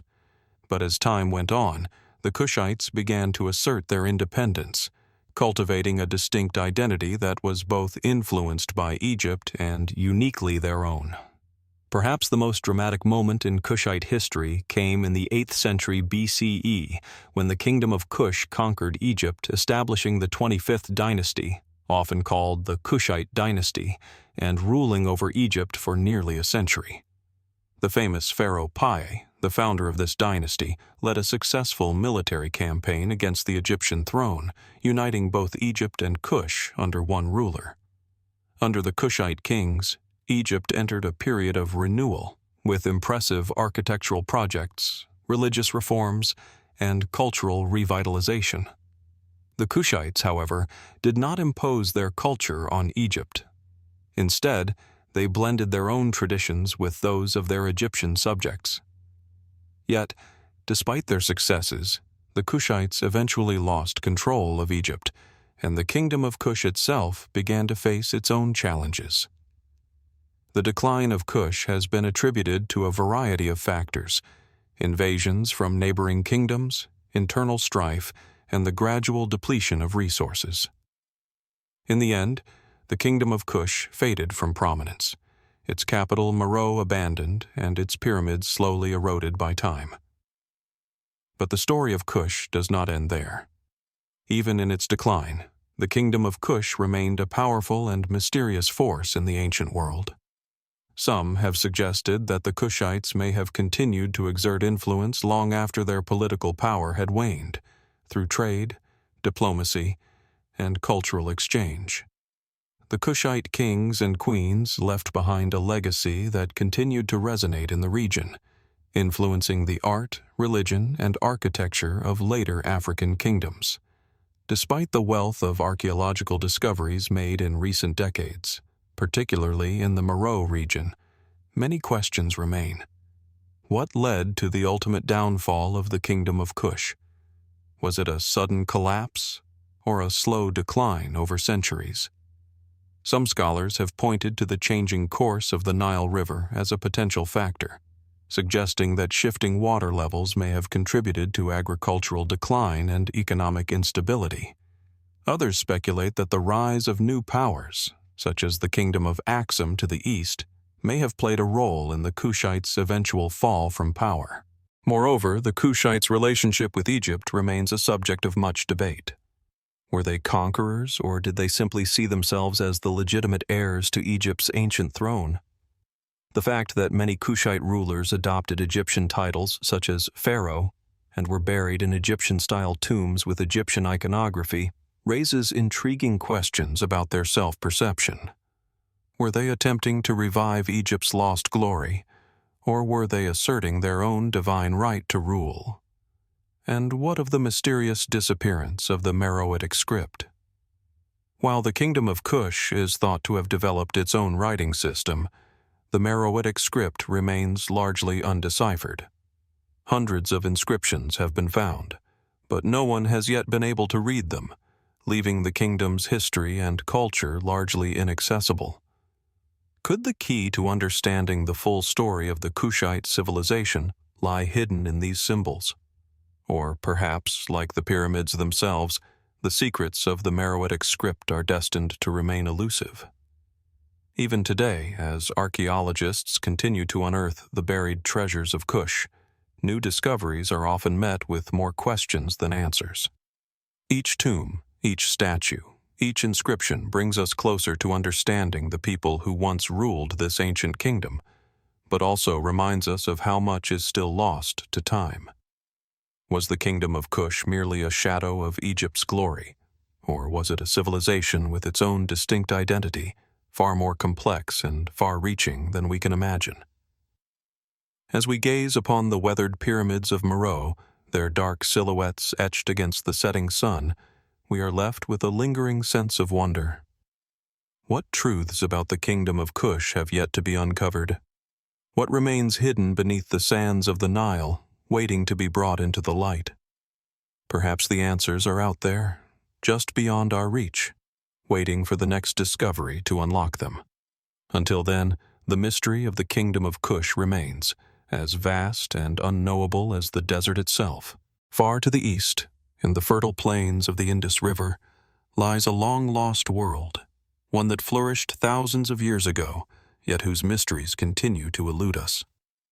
The Indus Valley Civilization, one of the earliest and most advanced urban cultures in human history, arose around 3,300 BCE in what is now modern-day Pakistan and northwest India.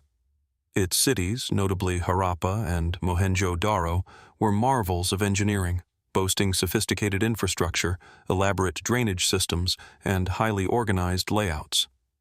And yet, despite these extraordinary accomplishments, the civilization itself remains shrouded in mystery, its people, its language, and its ultimate demise largely unknown. The ruins of Mohenjo-Daro, once a thriving metropolis, stand as silent testimony to a long-lost civilization. Walking through the remains of the city today, the impression is one of both awe and uncertainty. The streets are laid out in an almost grid-like pattern, with wide roads that suggest a highly organized urban planning effort. The houses, many of which are 2 stories tall, are made of baked brick, evidence of advanced construction techniques. Each dwelling has a well and a drain, pointing to an impressive level of sanitation and public health for its time. At its peak, Mohenjo-Daro is believed to have supported a population of around 40,000 people, making it one of the largest cities in the ancient world. Yet, despite the city's remarkable infrastructure, much about the Indus Valley Civilization remains a mystery. What was the nature of its society? How did its people communicate? Why did it flourish for over 1,000 years only to suddenly collapse, leaving behind no clear explanation? The most striking feature of Mohenjo-Daro and of other Indus Valley sites is the lack of monumental architecture or grand palaces, as seen in contemporary civilizations like Egypt or Mesopotamia. Instead, the emphasis is on practicality, neatly arranged houses, wells, and public baths. The famous Great Bath of Mohenjo-Daro, for example, is a large rectangular pool surrounded by a colonnaded walkway, suggesting that ritual purification or bathing may have had religious or social significance. But what was the purpose of such a structure in a city where no identifiable temples or palaces have been found? As for the people who lived here, their origins and culture remain elusive. The Indus Valley Civilization is believed to have been a Dravidian-speaking culture, based on linguistic evidence from later civilizations in the region. Yet, despite decades of research, no definitive script has been found to unlock the mysteries of their language. The Indus script, seen on seals and tablets, has resisted all attempts at decipherment.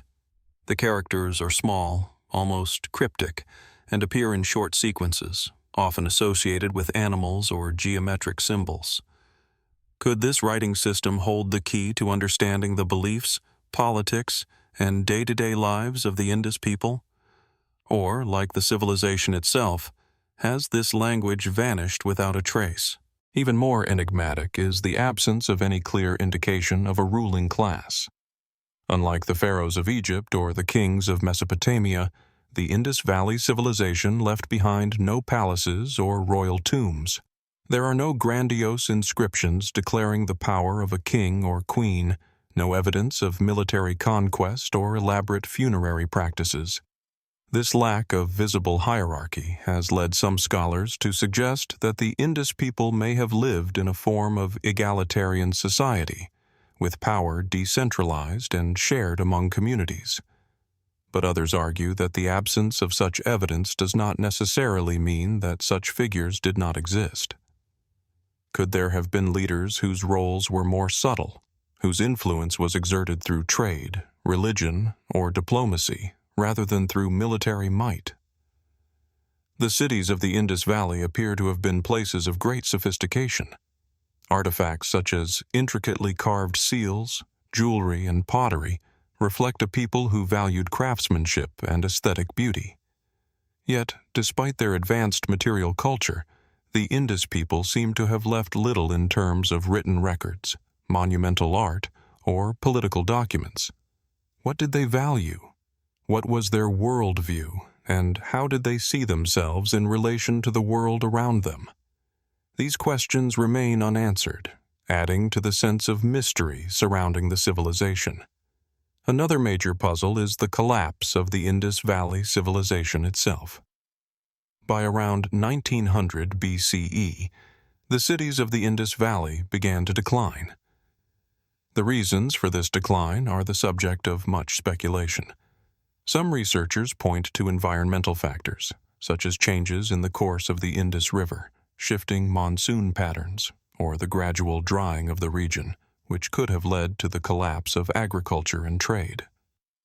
Others suggest that internal social upheaval or warfare between the cities could have played a role in the civilization's downfall. In recent years, some scholars have proposed that the collapse was a gradual process, driven by multiple factors, including climate change, resource depletion, and political instability. But there is also a fringe theory, one that has attracted attention in certain circles, that suggests the collapse of the Indus Valley Civilization was caused by a sudden and catastrophic event. Some have speculated that the civilization was destroyed by an invasion or even a natural disaster, such as a massive earthquake or flood. Others have raised the possibility of an astronomical event, such as a comet impact, as a possible explanation. However, there is no direct evidence to support these theories, and the mystery of the civilization's decline remains unsolved. Yet, even in its decline, the legacy of the Indus Valley Civilization persists. The people of the Indus Valley were among the first to develop a system of urban planning, sanitation, and trade that would influence later civilizations in South Asia and beyond. The cities they built, with their sophisticated infrastructure, have been hailed as some of the most advanced in the ancient world. Their artistic achievements, though largely unexplained, continue to fascinate scholars and enthusiasts alike. And while the Indus script remains undeciphered, the seals and symbols that survive offer a glimpse into a world that was as rich in meaning as it was in material culture. As we stand among the ruins of Mohenjo-Daro or Harappa, gazing upon the ancient brick structures and the enigmatic seals, we are confronted by a profound sense of mystery. The Indus Valley Civilization was one of the great early cultures of human history, yet its language, its politics, and the reasons for its sudden decline remain elusive. What hidden knowledge might still lie buried beneath the earth? Could the secrets of this lost civilization be waiting to be unlocked? And, perhaps most importantly, what does it say about the nature of human civilization itself? That a culture so advanced, so sophisticated, could disappear into history without leaving behind the answers to its own story? The mystery of the Indus Valley Civilization continues to invite exploration, challenging us to look deeper, to question the assumptions we have about the ancient world, and to wonder what might still remain hidden, waiting to be discovered. High in the Andean cloud forests, where mist weaves through the dense jungle and the peaks of the mountains rise like jagged sentinels, a lost civilization once thrived, a people known as the Chachapoyas, or Cloud People. Their legacy, hidden amidst the dramatic landscapes of northern Peru, remains largely unexplained, leaving behind haunting ruins that raise more questions than answers. One of the most remarkable sites associated with the Chachapoyas is the fortress of Cuelap. Perched atop a narrow ridge at nearly 3,000 meters above sea level, Cuelap stands as an imposing citadel, its massive stone walls stretching for over 600 meters in length. The site, built between 800 and 1100 CE, was once the heart of Chachapoya society. Its towering walls are made of carefully shaped limestone blocks, some weighing several tons, and its architecture is distinctively different from that of other pre-Columbian civilizations in the region, including the Incas, who would later conquer the Chachapoyas. As one approaches Cuelap, the view is both awe-inspiring and humbling. The citadel seems to rise out of the mist, as if emerging from the very clouds that gave the Chachapoyas their name. The surrounding landscape is equally dramatic, with sheer cliffs plunging into deep valleys and a dense forest that hides secrets from centuries past. The purpose of Cuelap remains a mystery. Was it a religious site, a defensive fortress, or perhaps both? Some archaeologists believe it was the center of a powerful Chachapoya elite, serving as a hub for political, religious, and military activity. Others speculate that it was a symbolic place, connected to the gods and the forces of nature, representing a spiritual gateway between the earthly realm and the heavens. But while Kuelap is undoubtedly the most famous Chachapoya site, it is far from the only one. Throughout the cloud forests of the Amazonas region, countless other ruins, burial sites, and enigmatic structures have been discovered.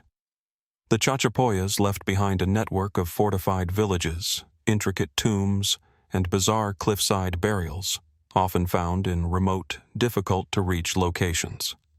One of the most intriguing aspects of Chachapoya culture is the method by which they disposed of their dead. High above the ground, in caves and on cliff faces, are the so-called sarcófagos de Caragia, large, human-shaped sarcophagi made of clay and wood. These strange burial chambers, some nearly 3 meters tall, are positioned in such a way that they seem to guard the mountainsides, watching over the land below. The figures, with their distinctive wide eyes and elaborate headdresses, are strikingly similar to the depictions of deities found in other ancient cultures, suggesting that the Chachapoyas may have seen death and the afterlife as inextricably tied to their relationship with the natural world. The cliffside burials, however, present more than just a cultural puzzle. They also raise a number of practical questions. How did the Chachapoyas, with no apparent knowledge of advanced tools or technologies, manage to haul heavy sarcophagi up to such inaccessible heights?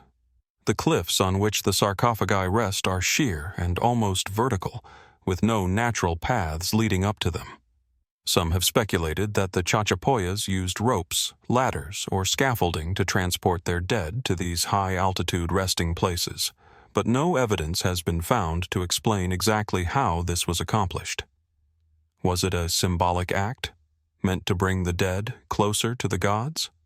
Or was it a practical one, intended to protect the bodies from the ravages of scavengers and time? Beyond the physical evidence of their settlements and burial practices, little is known about the Chachapoyas themselves. The civilization's language, customs, and even the full extent of their social structure remain enigmatic. Some scholars believe the Chachapoyas were a confederation of several different ethnic groups, united under a common cultural identity, but there is little concrete evidence to support this theory. What we do know is that the Chachapoyas were fiercely independent, a characteristic that likely played a role in their ability to maintain their civilization for centuries, despite the expansion of the powerful Inca Empire around them. The Incas, upon their conquest of the Chachapoyas in the late 15th century, would have been aware of the fortress city of Kuelap, but their expansion into the region was not as straightforward as it might seem.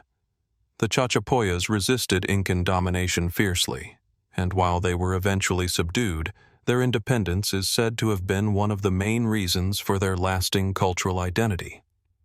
The Chachapoyas' relationship with the Incas is an example of the region's broader history of resistance to imperial expansion.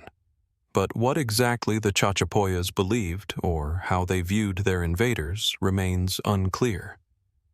Did they see the Incas as mere conquerors, or did they see them as potential allies, as many smaller cultures sometimes did in the face of overwhelming military power? The Chachapoyas' ultimate decline remains a subject of speculation. While it is clear that the civilization was absorbed into the Inca Empire, the circumstances surrounding their fall remain ambiguous. Some suggest that the Chachapoyas were decimated by war or disease, as many other cultures were when they encountered European diseases. Others point to the possibility of internal conflict, or the collapse of their society due to environmental changes. Regardless of the cause, the disappearance of the Chachapoyas from the historical record has only added to the mystery surrounding them.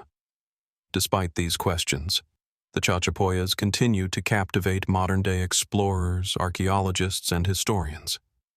The discovery of their tombs, ruins, and artifacts has opened a window into a world that once thrived in isolation, and yet the answers we seek remain frustratingly out of reach.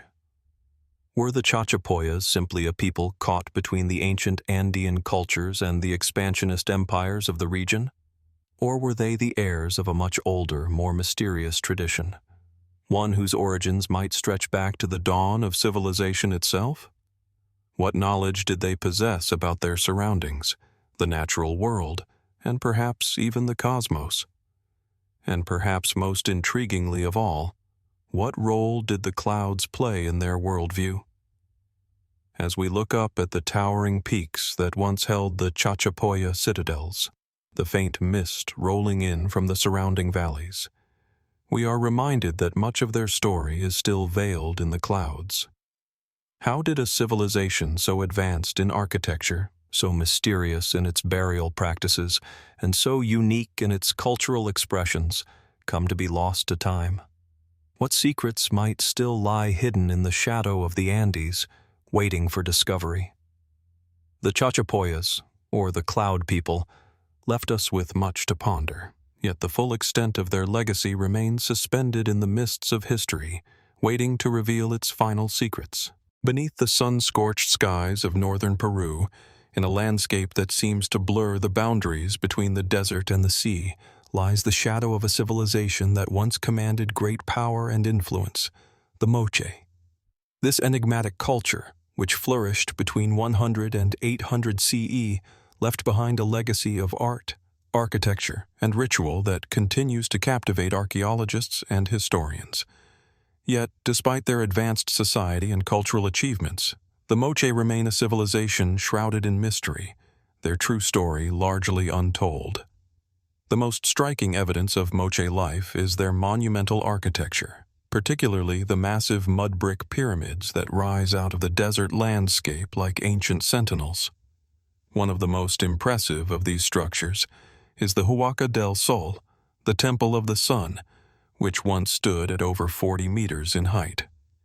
Constructed of millions of adobe bricks, this pyramid was the centerpiece of the Moche capital, and it is believed to have been both a religious site and a center for administration and power. A short distance away, the Huaca de la Luna, the Temple of the Moon, provides an even deeper glimpse into the Moche world. Though smaller, the Temple of the Moon is adorned with elaborate murals depicting deities, warriors, and ritual ceremonies. The site was dedicated to the Moche's most important god, Apayac, the Decapitator, whose image dominates the temple's walls. The murals at Huaca de la Luna are both beautiful and disturbing, vivid depictions of human sacrifice, battle scenes, and supernatural creatures. These images suggest that the Moche were a culture deeply intertwined with ritual and the divine, and that their understanding of life and death was inextricably linked to cosmic forces. Some scholars believe the Moche practiced ritual sacrifice to appease their gods, offering up warriors, prisoners, or even high-status individuals. The idea that sacrifice played such a central role in their society raises questions. What motivated such extreme measures? Was it a desperate need for divine favor, or was there a deeper, more complex worldview at work? Human sacrifice is not unique to the Moche, yet their depictions of it are particularly vivid. In fact, some of the most revealing evidence of the Moche's ritual practices comes not from their temples, but from their burials. The Moche are known for their elaborate burial practices, which included the entombment of elite individuals with an extraordinary array of grave goods, including gold, pottery, textiles, and even human sacrifices.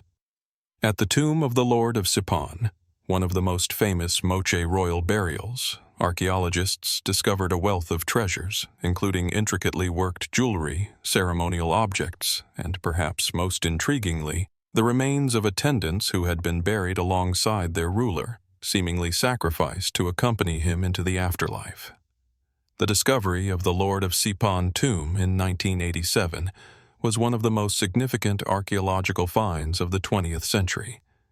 The tomb itself, hidden beneath a massive adobe pyramid, contained the skeletal remains of the Lord, surrounded by offerings and sacrifices that highlighted the Moche's intricate relationship with death and the afterlife. This tomb, along with others like it, suggests that the Moche had a complex social hierarchy, with elites who wielded considerable political and religious power. Yet, despite the wealth and grandeur of these tombs, the Moche left behind no written language to explain their practices or their beliefs. All we have are the physical remnants of their society, which continue to puzzle researchers. The Moche civilization also left behind an extraordinary legacy of pottery, one that further complicates our understanding of their worldview. Moche ceramics are known for their realistic and often disturbing depictions of human figures, animals, and deities. Some of the most famous examples are the so-called stirrup spout vessels, which are often shaped like human heads, animals, or mythological creatures. These pots were not merely utilitarian objects. They were often intricately painted, decorated, and sometimes used in ritual contexts. The vessels often depict scenes of battle, sacrifice, or supernatural encounters, offering a glimpse into a culture that blended the mundane with the mystical. The sheer variety of Moche pottery suggests a society that was rich in symbolism and meaning, with objects that were not just tools, but extensions of the Moche's spiritual and social life. Were these vessels designed to hold offerings for the gods, or were they perhaps used in ceremonies to commune with the divine? Some researchers have speculated that certain ceramics were even crafted to represent deceased individuals, with their faces frozen in time. Others argue that the Moche may have used their pottery as a means of storytelling, capturing scenes of warfare, religious rituals, or mythological events in a medium that would endure long after the events themselves had passed.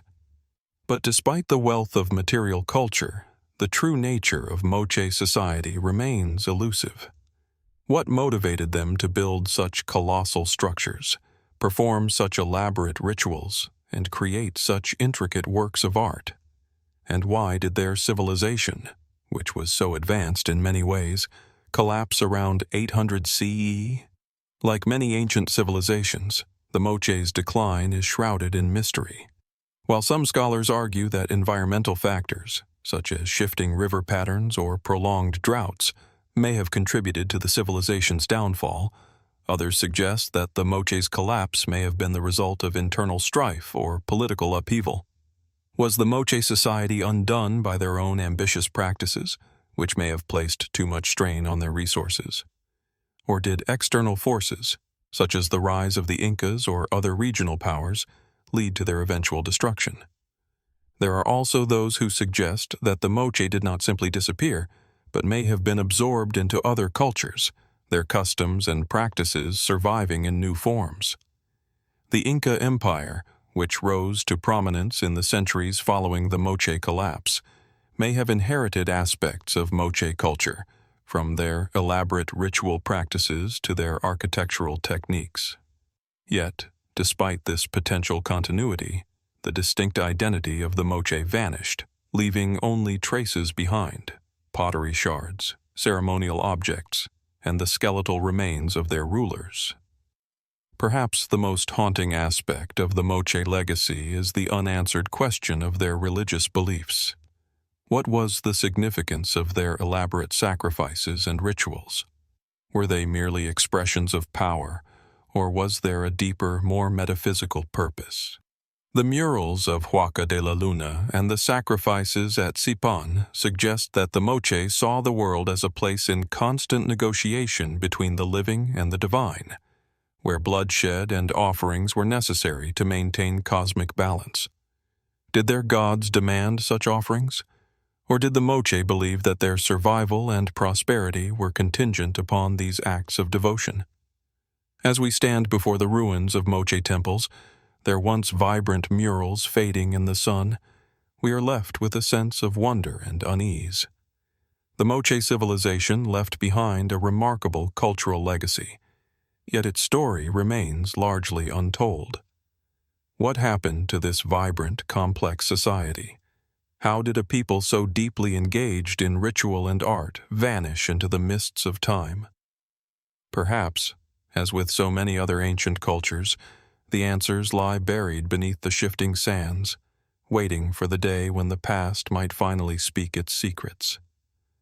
Until then, the mystery of the Moche remains, a riddle wrapped in pottery and blood, waiting for us to listen more closely to the whispers of the desert. In the heart of modern-day Mexico, beneath the sprawling cityscape of Mexico City, lie the remnants of one of the most powerful and awe-inspiring civilizations the world has ever known: the Aztecs. At the center of this ancient world stood Tenochtitlan, a grand city built upon an island in the middle of Lake Texcoco, its shimmering waters reflecting the towering pyramids and bustling marketplaces. Today, the ruins of Tenochtitlan are hidden beneath the streets of Mexico City, but what remains continues to hold secrets that have both fascinated and eluded scholars for centuries. The Aztec Civilization, which flourished between the 14th and early 16th centuries, was an empire of astounding complexity and ambition. They were master builders, engineers, and artists, creating not only a city that astounded contemporaries, but a society that was deeply intertwined with the natural world, the cosmos, and the divine. Tenochtitlan, with its grand temples, canals, and floating gardens, was a wonder of the ancient world. The city was meticulously planned, with wide causeways that stretched across the lake to connect the island to the mainland, and canals that crisscrossed the city like veins of life. The Temple of Tenochtitlan, or the Templo Mayor, stood at the heart of this metropolis, its dual shrines dedicated to the gods Huitzilopochtli, the sun god and god of war, and Tlaloc, the god of rain and fertility. Rising high above the city, the Templo Mayor was not just a religious center, but a symbol of the Aztecs' power and cosmic order. Yet, despite their advancements and the vibrancy of their culture, the Aztecs, like many ancient civilizations, left behind more questions than answers. What motivated their relentless pursuit of war? Why did they practice human sacrifice on such an elaborate scale? And how did a civilization that reached its height in the early 1500s, with an empire spanning much of Mesoamerica, collapse so quickly in the face of Spanish conquest? The Aztecs' relationship with the divine was deeply rooted in their understanding of the natural and supernatural worlds. For the Aztecs, the gods were not distant, abstract beings, but active forces in their daily lives, with the power to shape their fate. The most striking aspect of their religious practice was the role of human sacrifice, which has long been a subject of fascination and, for some, horror. Evidence of these rituals can be found in the remains of Tenochtitlan, where skull racks, known as tzompantli, lined the roads leading to the Templo Mayor. These skulls, often arranged in elaborate patterns, were the remains of those who had been sacrificed to the gods. The act of offering human blood was seen as essential to maintaining cosmic balance, ensuring the continuation of the world and the sun's rise each day. What, though, drove a people to such extremes in their devotion? Were the Aztecs merely brutal conquerors? Or was their culture built upon a worldview that demanded these sacrifices as an expression of gratitude to the gods for the abundance they enjoyed? Did they believe that their offerings would keep the sun from fading, or that the gods required blood in exchange for sustaining the world? The Aztec priests, who oversaw these rituals, were powerful figures in society, holding sway over the masses through their connections with the divine. Could their deep understanding of astronomy, their awareness of the cycles of the stars and the movements of the sun, have informed their belief that human blood was necessary for the survival of the cosmos? In the centuries following the Spanish conquest, many accounts of Aztec rituals were written down by European observers, often through the lens of fear and misunderstanding. Some historians have suggested that the accounts of mass sacrifices, especially those written by Spanish priests like Bernardino de Sahagún, may have been exaggerated or skewed to demonize the Aztecs. Others, however, argue that human sacrifice was as central to the Aztec worldview as their incredible architectural feats, a fundamental part of the spiritual fabric that wove together their empire. Even so, the exact scale and nature of these sacrifices remain points of contention. Were they isolated to specific religious festivals, or was sacrifice an ongoing practice, deeply embedded in the Aztec way of life? The mysteries of the Aztecs are not confined to their religious practices alone. Their rise to power, for example, is still somewhat enigmatic. The Aztecs, or Mexica, arrived in the Valley of Mexico in the 13th century as relatively small, nomadic people. They were considered a fringe group, but over the course of several centuries, they built an empire through strategic alliances, military prowess, and political cunning. The founding myth of Tenochtitlan, told through the legendary tale of the wandering Mexica people who saw an eagle perched on a cactus with a snake in its beak, remains one of the most enduring symbols of Aztec identity. Yet, how did the Mexica, given their relatively modest beginnings, rise to control vast territories, subjugating powerful states like Tlaxcala and the Zapotecs, who were skilled warriors in their own right? This sudden rise to power is often attributed to the Aztecs' ability to form alliances through the Triple Alliance, which included Tenochtitlan, Texcoco, and Tlacopan. But why did these alliances form? And why were the Aztecs able to dominate these regions so rapidly? Could it be that the Aztecs' religious fervor, combined with their military prowess and strategic alliances, was the key to their success? Or was there something more to the empire's expansion, something rooted in the politics of the time, or perhaps even something more mystical? Did their gods provide them with the cosmic favor that made their rise so swift and so absolute? The fall of the Aztec Empire is perhaps the most dramatic chapter in their story. In 1519, the Spanish conquistador Hernán Cortés arrived on the shores of Mexico, accompanied by a small but well-armed army. The Aztec emperor, Moctezuma II, initially welcomed Cortés, believing him to be the returning god Quetzalcoatl. This miscalculation would ultimately prove disastrous, as the Spanish, with their superior weapons and alliances with local enemies of the Aztecs, quickly overpowered the once mighty empire. But the question remains: how could a civilization so advanced, so powerful, and so deeply connected to the divine realm fall so quickly? Was it a matter of superior Spanish technology and tactics, or did the Aztecs' spiritual worldview, rooted in their belief in the gods, blind them to the true nature of the invaders? Some have suggested that the Aztecs' very belief in the cyclical nature of time may have played a role in their downfall. According to Aztec cosmology, the world had undergone several destructions and rebirths, and the current era, known as the fifth sun, was destined to end in cataclysm. Did the Aztecs see the arrival of the Spanish as the fulfillment of this prophecy? Could their response to the conquest have been shaped by a belief that their time had come to an end, that the gods had abandoned them, or that they were destined to play a role in a larger cosmic narrative? As we stand before the ruins of the Templo Mayor, where the blood of sacrifices once stained the stone, we are left with an enduring question. What truly drove the Aztecs? Was it a profound connection to the divine, a desire to ensure cosmic order through sacrifice and war? Or was it the result of a people driven by political ambition and an unyielding need for control, cloaked in the language of gods and prophecies? The story of the Aztecs remains one of the greatest mysteries of the ancient world. It is a tale of remarkable achievements, intense devotion, and an empire that vanished as quickly as it had risen.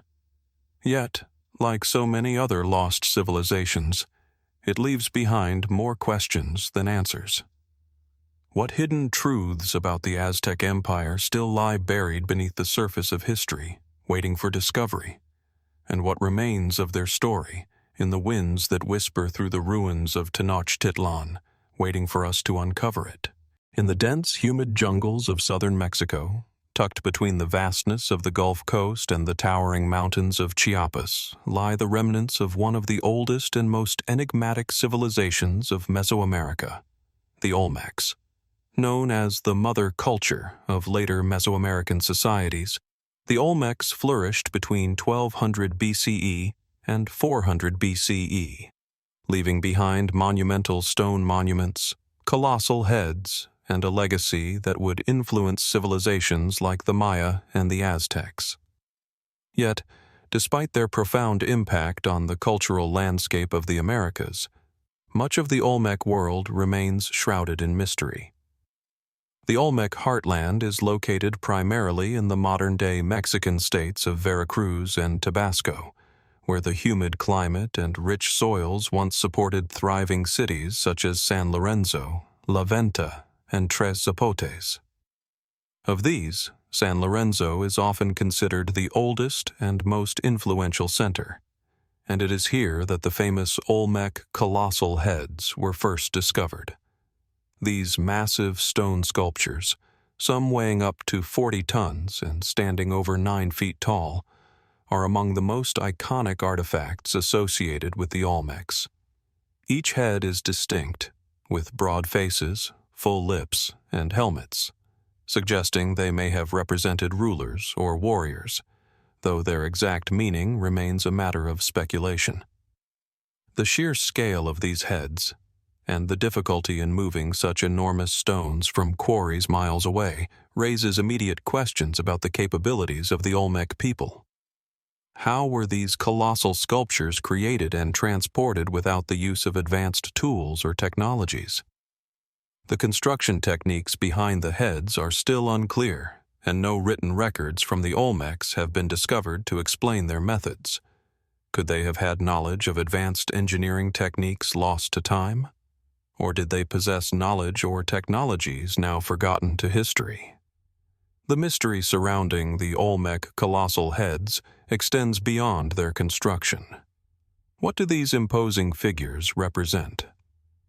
Given that the Olmecs left no definitive written records or clear indications of their political or religious structure, scholars are left to piece together their significance based on the few clues available. Some believe the heads represent powerful rulers or gods, while others suggest they might have been representations of the elite warrior class, potentially linked to the Olmecs' complex understanding of power, divinity, and the human form. Still, the faces themselves, stylized, almost enigmatic in their expressions, seem to communicate something more. Could these colossal heads embody the Olmec conception of leadership and the divine? Or are they merely symbols of something else entirely, perhaps even an idealized vision of humanity? Equally intriguing is the location of these colossal heads. They are not found in isolated areas but in ceremonial centers, places of political and religious importance. The Olmecs were among the first in the Americas to create large urban centers, complete with plazas, temples, and monumental structures. At La Venta, another significant Olmec site, archaeologists uncovered a massive earthen pyramid, the remains of ritual platforms, and hundreds of smaller stone carvings. These structures suggest that the Olmecs were not only builders, but also deeply invested in ritual and cosmology. The pyramid at La Venta, for example, is aligned with the cardinal directions, hinting at the Olmecs' understanding of the heavens and their ability to map the stars and celestial movements. Could the Olmecs, with their advanced knowledge of astronomy, have influenced later Mesoamerican civilizations, such as the Maya, who are renowned for their own complex calendars and understanding of time? And if so, where did the Olmecs acquire such knowledge? Was it passed down through generations, or did they have access to lost knowledge, perhaps from an ancient source now long forgotten? Adding to the sense of mystery are the Olmec motifs and symbols found at sites like La Venta and Tres Zapotes. Some of the most striking artifacts include intricately carved stone altars known as altars, which depict animal figures, abstract patterns, and supernatural beings. These altars suggest that the Olmecs had a rich mythology and religious system, one deeply connected to the forces of nature. There are recurring motifs of jaguars, serpents, and other creatures, all of which may have held symbolic meaning, perhaps tied to ideas of power, fertility, or the afterlife. These creatures, often portrayed in a hybrid form, combining human and animal traits, evoke the concept of transformation, a theme that permeates many Mesoamerican cultures. What did these figures represent to the Olmecs? Were they deities, ancestors, or symbols of something far more profound? One of the more speculative aspects of the Olmec civilization is the theory that they might have had contact with other advanced cultures from distant lands. Some fringe theories suggest that the Olmecs were influenced by, or even connected to, ancient civilizations from the Old World, such as the Egyptians or the Phoenicians. Proponents of this idea point to the striking resemblance between the Olmec colossal heads and certain African or Middle Eastern facial features, particularly the broad noses and full lips. Others suggest that the Olmecs' advanced understanding of geometry and astronomy could have been a result of external influence, though there is no definitive evidence to support these claims.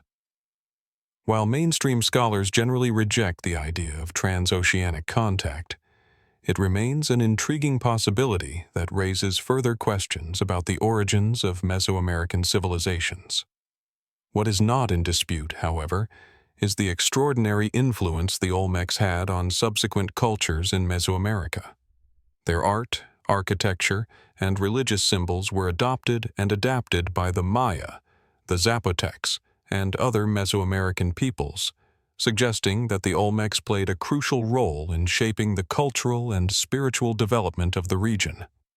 The Olmecs also gave rise to the Olmec Horizon, a cultural phase during which their influence spread across a vast area of Mesoamerica. Could it be that the Olmecs were the first to lay the foundations for what would become the great civilizations of the Maya and the Aztecs? Yet, despite this lasting legacy, much of the Olmec civilization remains lost to time. Their sudden disappearance, around 400 BCE, only adds to the enigma. What caused the decline of this powerful culture? Was it internal conflict, environmental changes, or the rise of competing forces in the region? Unlike the Maya or the Aztecs, the Olmecs left no written records to explain their collapse. Were their secrets lost in the jungles, buried beneath centuries of growth, or were they simply absorbed into the surrounding cultures? As we stand before the colossal heads and the ancient pyramids of La Venta, we are reminded of the profound mystery that still surrounds the Olmec civilization. Their achievements, both monumental and spiritual, speak of a culture far ahead of its time, yet their true story remains elusive.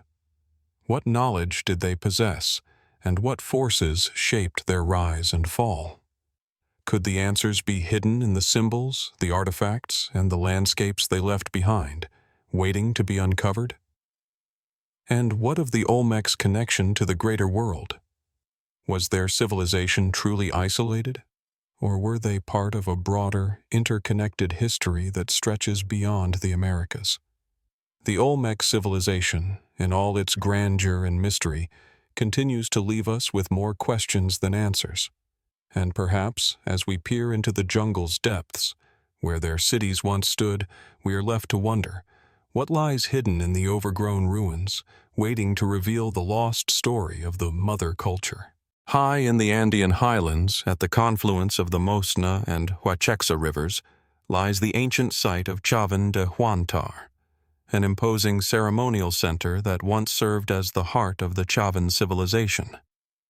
The site, now a UNESCO World Heritage Site, is located at over 3,000 meters above sea level, surrounded by the vast, dramatic peaks of the Andes. For centuries, This place has captivated archaeologists and historians with its intricate carvings, mysterious stone structures, and enigmatic layout. Despite its significance as one of the earliest urban centers in the Andes, Chavín de Huántar remains a riddle, its full story hidden beneath layers of time, culture, and geography. The first impression of Chavín de Huántar is overwhelming. The massive stone structures, the meticulously carved monoliths, and the labyrinthine passages that wind through the site suggest a civilization that understood both architecture and the power of ritual. The centerpiece of Chavín de Huántar is the temple complex, known as the Old Temple, a sprawling structure built from large stone blocks. Beneath its imposing surface lies a network of tunnels and chambers, some of which are narrow and pitch black, winding deep into the earth. It is thought that these passages were designed not just for structural purposes, but for ceremonial ones, perhaps to induce a sense of awe or even fear in those who entered. One of the most striking features of Chavín de Huántar is the stone carvings and sculptures that adorn the site. Perhaps the most famous of these is the Lanzón Stele, a towering monolith carved with a jaguar-headed god or deity whose form appears to merge with that of a serpent. The carving's fierce expression, with wide, hollow eyes, is both haunting and powerful, suggesting a supernatural being that presided over this sacred space. This motif, which blends jaguar, serpent, and human traits, is a recurring theme at Chavín de Huántar, and it suggests a complex belief system, one that understood transformation and duality as central to their cosmology. Was this jaguar-serpent god a representation of power, death, or rebirth? And how did this deity influence the lives of the Chavín people? In addition to the iconography, Chavín de Huántar is famous for its stenographic art, intricate carvings found in the temple and on various artifacts, depicting anthropomorphic creatures and mythological beings. Among the most famous are the smiling faces, carved representations of human faces with exaggerated features, often seen in conjunction with jaguar or snake motifs. These faces appear throughout Chavín's art, and they evoke both a sense of mystery and an unsettling, otherworldly quality. Who were the people depicted in these carvings, and what were they meant to represent? Were they gods, ancestors, or perhaps even representations of the shamanic transformations central to the Chavín belief system? The site's use of acoustics adds another layer of intrigue. Chavín de Huántar's temple complex has been studied for its remarkable acoustic properties, which seem to have been deliberately engineered to enhance the power of ritual. The layout of the site, with its winding passages and chambers, creates an eerie effect. Sounds echo and amplify in a way that might have been used to induce a trance-like state in participants. This auditory manipulation raises an intriguing question. Could the architects and priests of Chavín have understood sound as a powerful tool for spiritual or psychological transformation? Was the ritual experience in Chavín de Huántar intended to overwhelm the senses, creating a deep, otherworldly connection with the gods or spirits? Could the acoustics of the temple have been used in tandem with the hallucinogenic substances that are thought to have played a role in Chavín's religious practices? There is evidence to suggest that the Chavín people used psychoactive substances in their rituals, and some scholars speculate that these substances were key to the transformative experiences that the site's acoustics were designed to facilitate. Traces of substances such as San Pedro cactus, a plant known for its psychoactive properties, have been found in the region, suggesting that the Chavín people may have ingested them during ceremonies to enhance their spiritual experiences. Did these substances, combined with the labyrinthine temples and the sounds that echoed through the chambers, create visions of the jaguar serpent god, or was there a deeper, more profound connection to the world of spirits and ancestors? Was the experience at Chavín meant to be an awakening, a passage into a different plane of existence, where the divine could be directly encountered? Despite the wealth of archaeological evidence, the purpose of Chavín de Huántar remains speculative. While many scholars agree that it was a religious and ceremonial center, its exact role within the Chavín civilization is still unclear. Some suggest that Chavín de Huántar was a pilgrimage site, attracting people from all over the Andean region to participate in rituals. The Chavín Civilization, which flourished from around 900 BCE to 200 BCE, was a highly influential culture, and Chavín de Huántar is thought to have played a central role in spreading religious and cultural ideas across the Andes. The fact that similar iconography and artistic styles appear in distant regions suggests that Chavín was a hub of influence, possibly even the center of a wide-reaching religious network. But how far did Chavín's influence truly spread, and what role did Chavín de Huántar play in the larger political and social landscape of pre-Columbian Peru? Equally intriguing is the mysterious decline of the Chavín civilization. Around 200 BCE, the site of Chavín de Huántar appears to have been abandoned, and the civilization that had once exerted such powerful influence seems to have disappeared. Why did Chavín, which had thrived for centuries, come to such a sudden end? Was it the result of internal strife, environmental changes, or perhaps even external pressures from rival cultures? Some have suggested that the decline of the Chavín civilization was linked to the shifting of trade routes or changing political dynamics in the Andes, but no definitive explanation has been found. Could there have been another factor, something unknown that led to the fall of Chavín and the abandonment of its sacred center? The fact that Chavín's decline was so abrupt and the site was left to be reclaimed by the jungle only deepens the mystery of this ancient civilization. Then there is the question of Chavín's origins.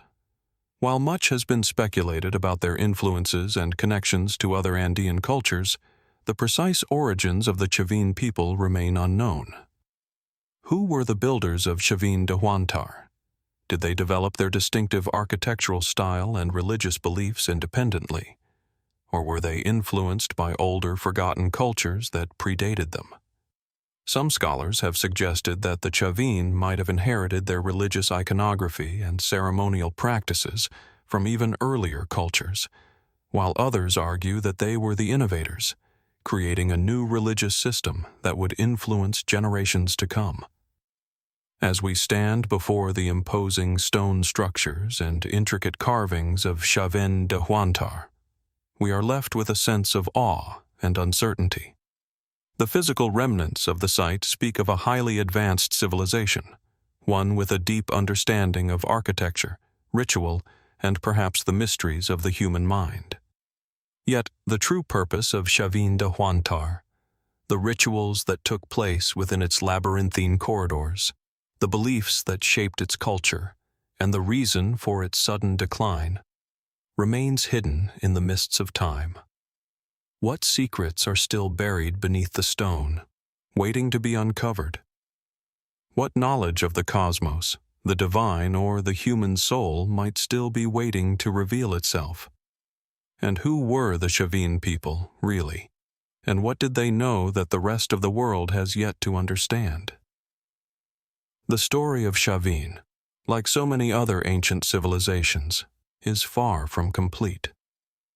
The answers may be buried beneath the ruins or hidden in the echoes that still resonate through the site's dark, winding chambers.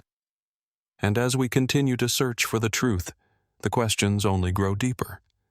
What remains of the Chavín civilization may yet have much to teach us, if only we can listen carefully enough to the silence of the mountains. The ruins of ancient Assyria lie scattered across the modern-day borders of Iraq, Syria, and Turkey, a silent testament to a civilization that once dominated the Near East with unrelenting power. Among the most formidable empires of antiquity, the Assyrians are often remembered for their military might, their architectural marvels, and their ruthless efficiency.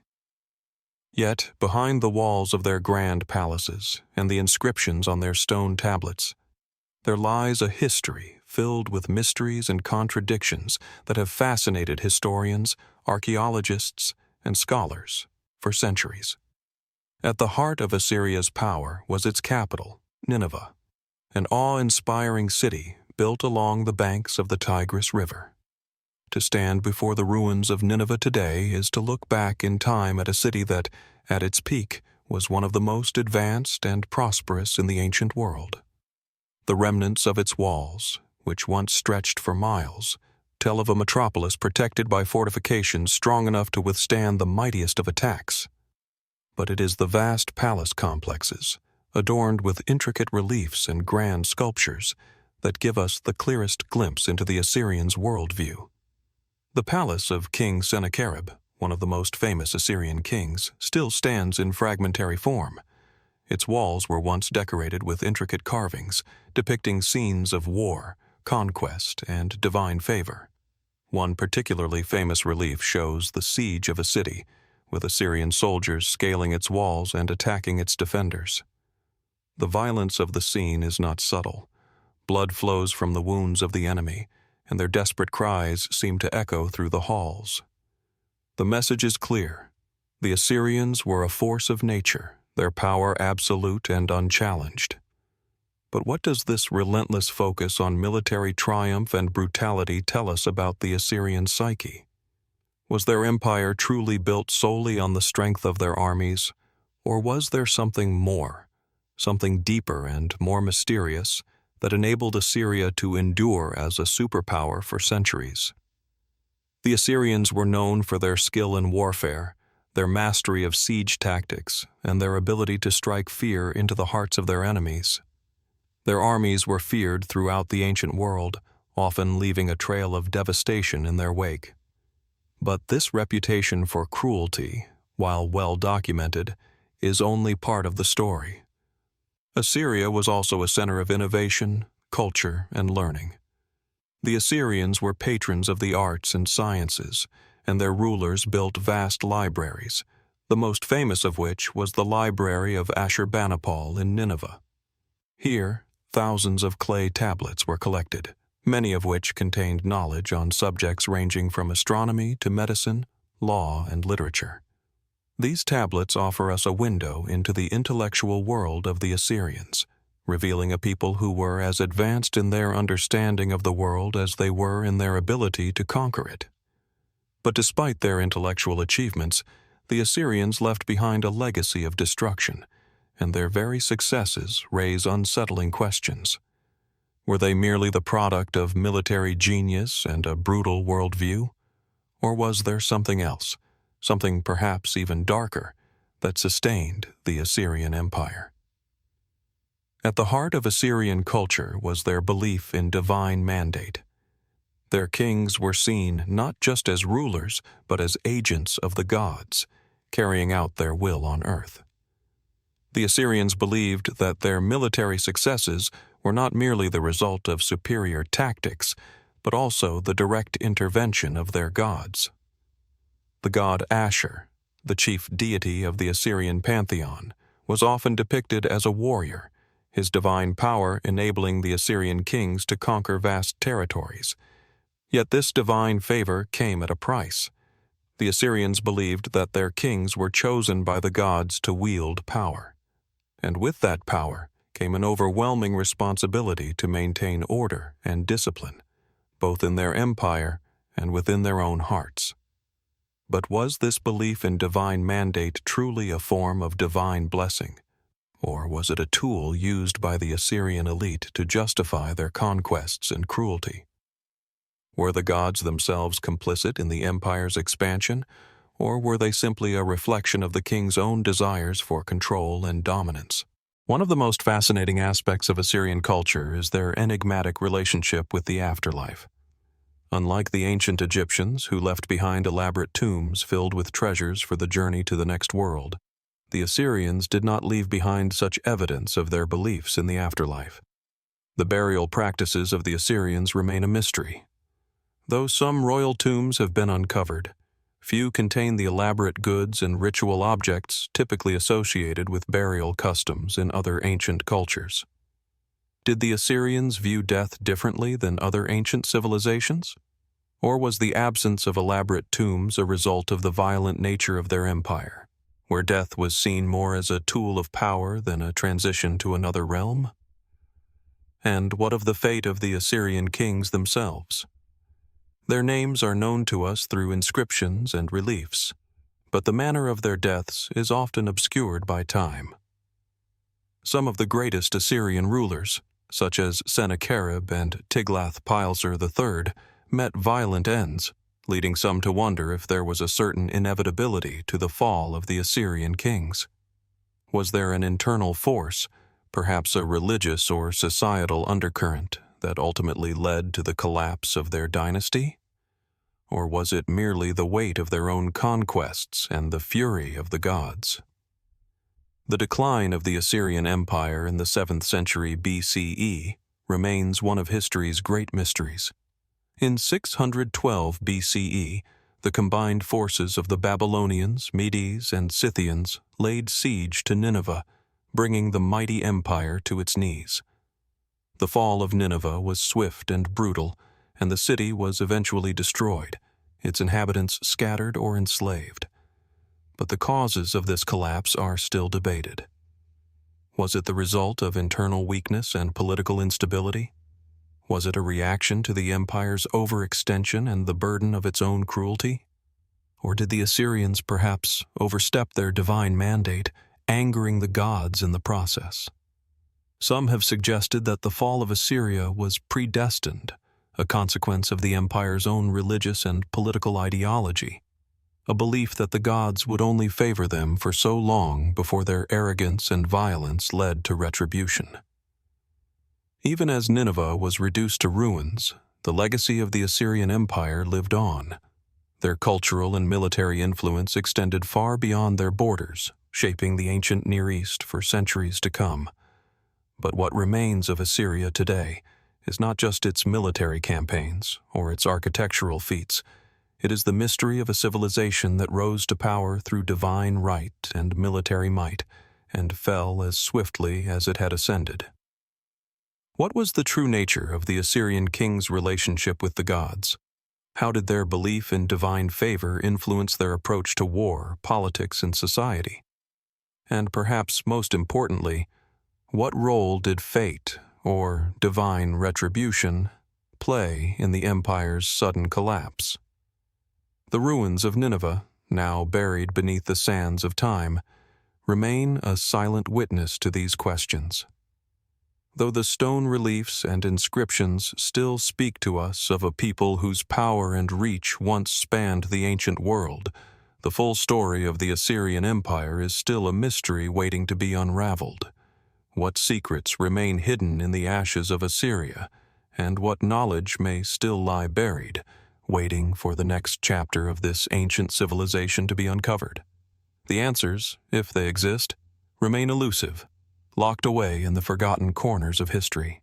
At the edge of the Aegean Sea, nestled between the rugged hills of mainland Greece, lies one of the most enigmatic and influential civilizations of the ancient world, the Mycenaeans.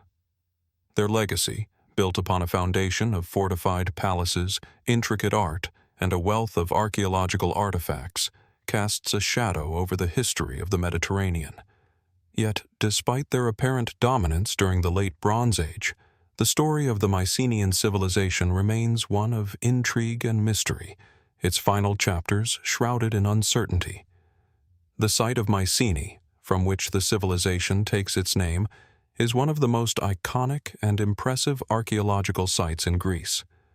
Perched atop a hill overlooking the fertile plain of Argolis, the ancient city's mighty walls stand in stark defiance of time.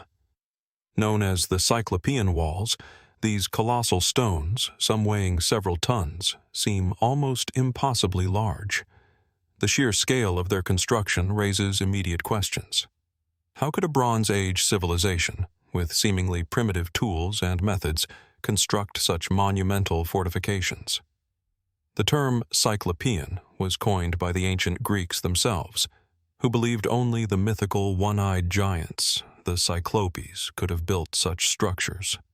But was the construction of Mycenae truly the work of giants, or did the Mycenaeans possess knowledge and engineering skills lost to history?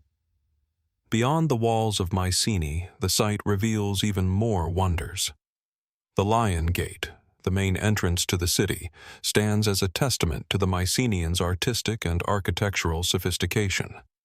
Two imposing lion statues, carved from limestone, guard the entrance. Their posture, proud and regal, seems to symbolize the power and might of the Mycenaean rulers. These lions, with their ferocious expressions and symmetrical placement, suggest a society deeply rooted in symbolism, with royal power being projected through both art and architecture. What did these lions represent to the Mycenaeans? Were they simply protectors of the city, or did they embody the divine authority of the rulers? Perhaps a connection to a lion-headed god or an ancestral figure. Inside the citadel, the Palace of Mycenae reveals the true complexity of this civilization. The palace, once the seat of the king, was a sprawling complex with multiple chambers, frescoes, and storerooms, revealing a society that was as rich in material culture as it was in political organization. One of the most famous finds at Mycenae is the treasury of Atreus, a massive beehive-shaped tomb, also known as a tholos, carved from solid rock. This tomb, with its immense circular chamber and corbelled dome, is a marvel of engineering. It's hard to imagine that such a structure, once sealed for centuries, could have been built by a Bronze Age society. What was the purpose of this grand tomb? Was it a symbol of a ruler's journey into the afterlife, a place where a king's wealth and status were interred, or perhaps a more spiritual center connecting the living with the divine? But it is not just the grandeur of Mycenae that fascinates us. It is the mystery of its disappearance. Around 1200 BCE, the Mycenaean civilization, which had flourished for nearly 500 years, suddenly began to crumble. The great palaces were abandoned, the cities fell into ruin, and the once thriving trade routes were abandoned. This abrupt collapse, which echoes through the annals of history, is still a subject of intense debate. What caused the downfall of such a powerful civilization? Was it a series of internal failures, perhaps a breakdown in leadership, economic instability, or civil unrest? Or did external forces, such as invasions, play a crucial role in the destruction of the Mycenaean world? The fall of Mycenae and its contemporaries is often referred to as part of the larger Bronze Age collapse, a mysterious and widespread decline that affected many civilizations around the Mediterranean. But the causes of this collapse remain elusive. Did the Mycenaeans' over-reliance on warfare and conquest lead to their eventual demise? Or were natural disasters like earthquakes or droughts to blame? One of the most compelling theories regarding the collapse of the Mycenaean civilization involves the Sea Peoples, a confederation of marauding groups that appear in the Egyptian records during the Late Bronze Age. These enigmatic invaders are often cited as one of the major causes of the collapse of Mycenae and other contemporary civilizations. The Sea Peoples are believed to have attacked cities along the Mediterranean, sparking a wave of destruction. Could the Mycenaeans have been among the first to fall to their assault? Evidence of widespread destruction in Mycenae and other Mycenaean sites suggests that this theory holds some weight. However, the identity of the Sea Peoples remains a mystery. Who were they? Were they simply marauding pirates, or were they displaced peoples fleeing from some greater disaster of their own? What role did they play in the downfall of such a powerful civilization? Yet, even amidst the destruction, the Mycenaean legacy endures, particularly in the form of their legendary influence on later cultures. The Mycenaeans are perhaps best known today as the inspiration for Homer's Iliad and Odyssey, epic poems that immortalize the Trojan War and its heroes, figures like Agamemnon, the king of Mycenae, and Achilles, the great warrior. These stories, based on the Mycenaean world, have shaped our understanding of ancient Greek culture and history. But what did the Mycenaeans themselves believe about their past? How much of the Iliad and the Odyssey is based on actual events, and how much is myth or exaggeration? Did the Mycenaeans live in a world defined by honor, glory, and war, as depicted by Homer? Or was their reality far more complex, shaped by trade, diplomacy, and a rich cultural heritage? The Mycenaean script, known as Linear B, is another piece of the puzzle that still eludes full understanding. Used primarily for administrative purposes, this early form of Greek was deciphered only in the mid-20th century by the British scholar Michael Ventris. Linear B texts provide us with glimpses into the economic workings of the Mycenaeans, revealing details about their trade, their military structures, and their social hierarchies. But despite the groundbreaking work in deciphering these texts, many questions remain. What other texts or documents have yet to be uncovered, perhaps lying beneath the ruins, waiting to reveal more about Mycenaean religion, politics, or daily life? What other knowledge, perhaps hidden in plain sight, is still waiting to be deciphered from the fragments of the past? And then there is the shipwrecks, those sunken vessels that have been discovered off the coast of the Aegean. Could they hold further clues to the Mycenaeans' trade routes, their interactions with other civilizations, or even their final days? What do these underwater relics tell us about the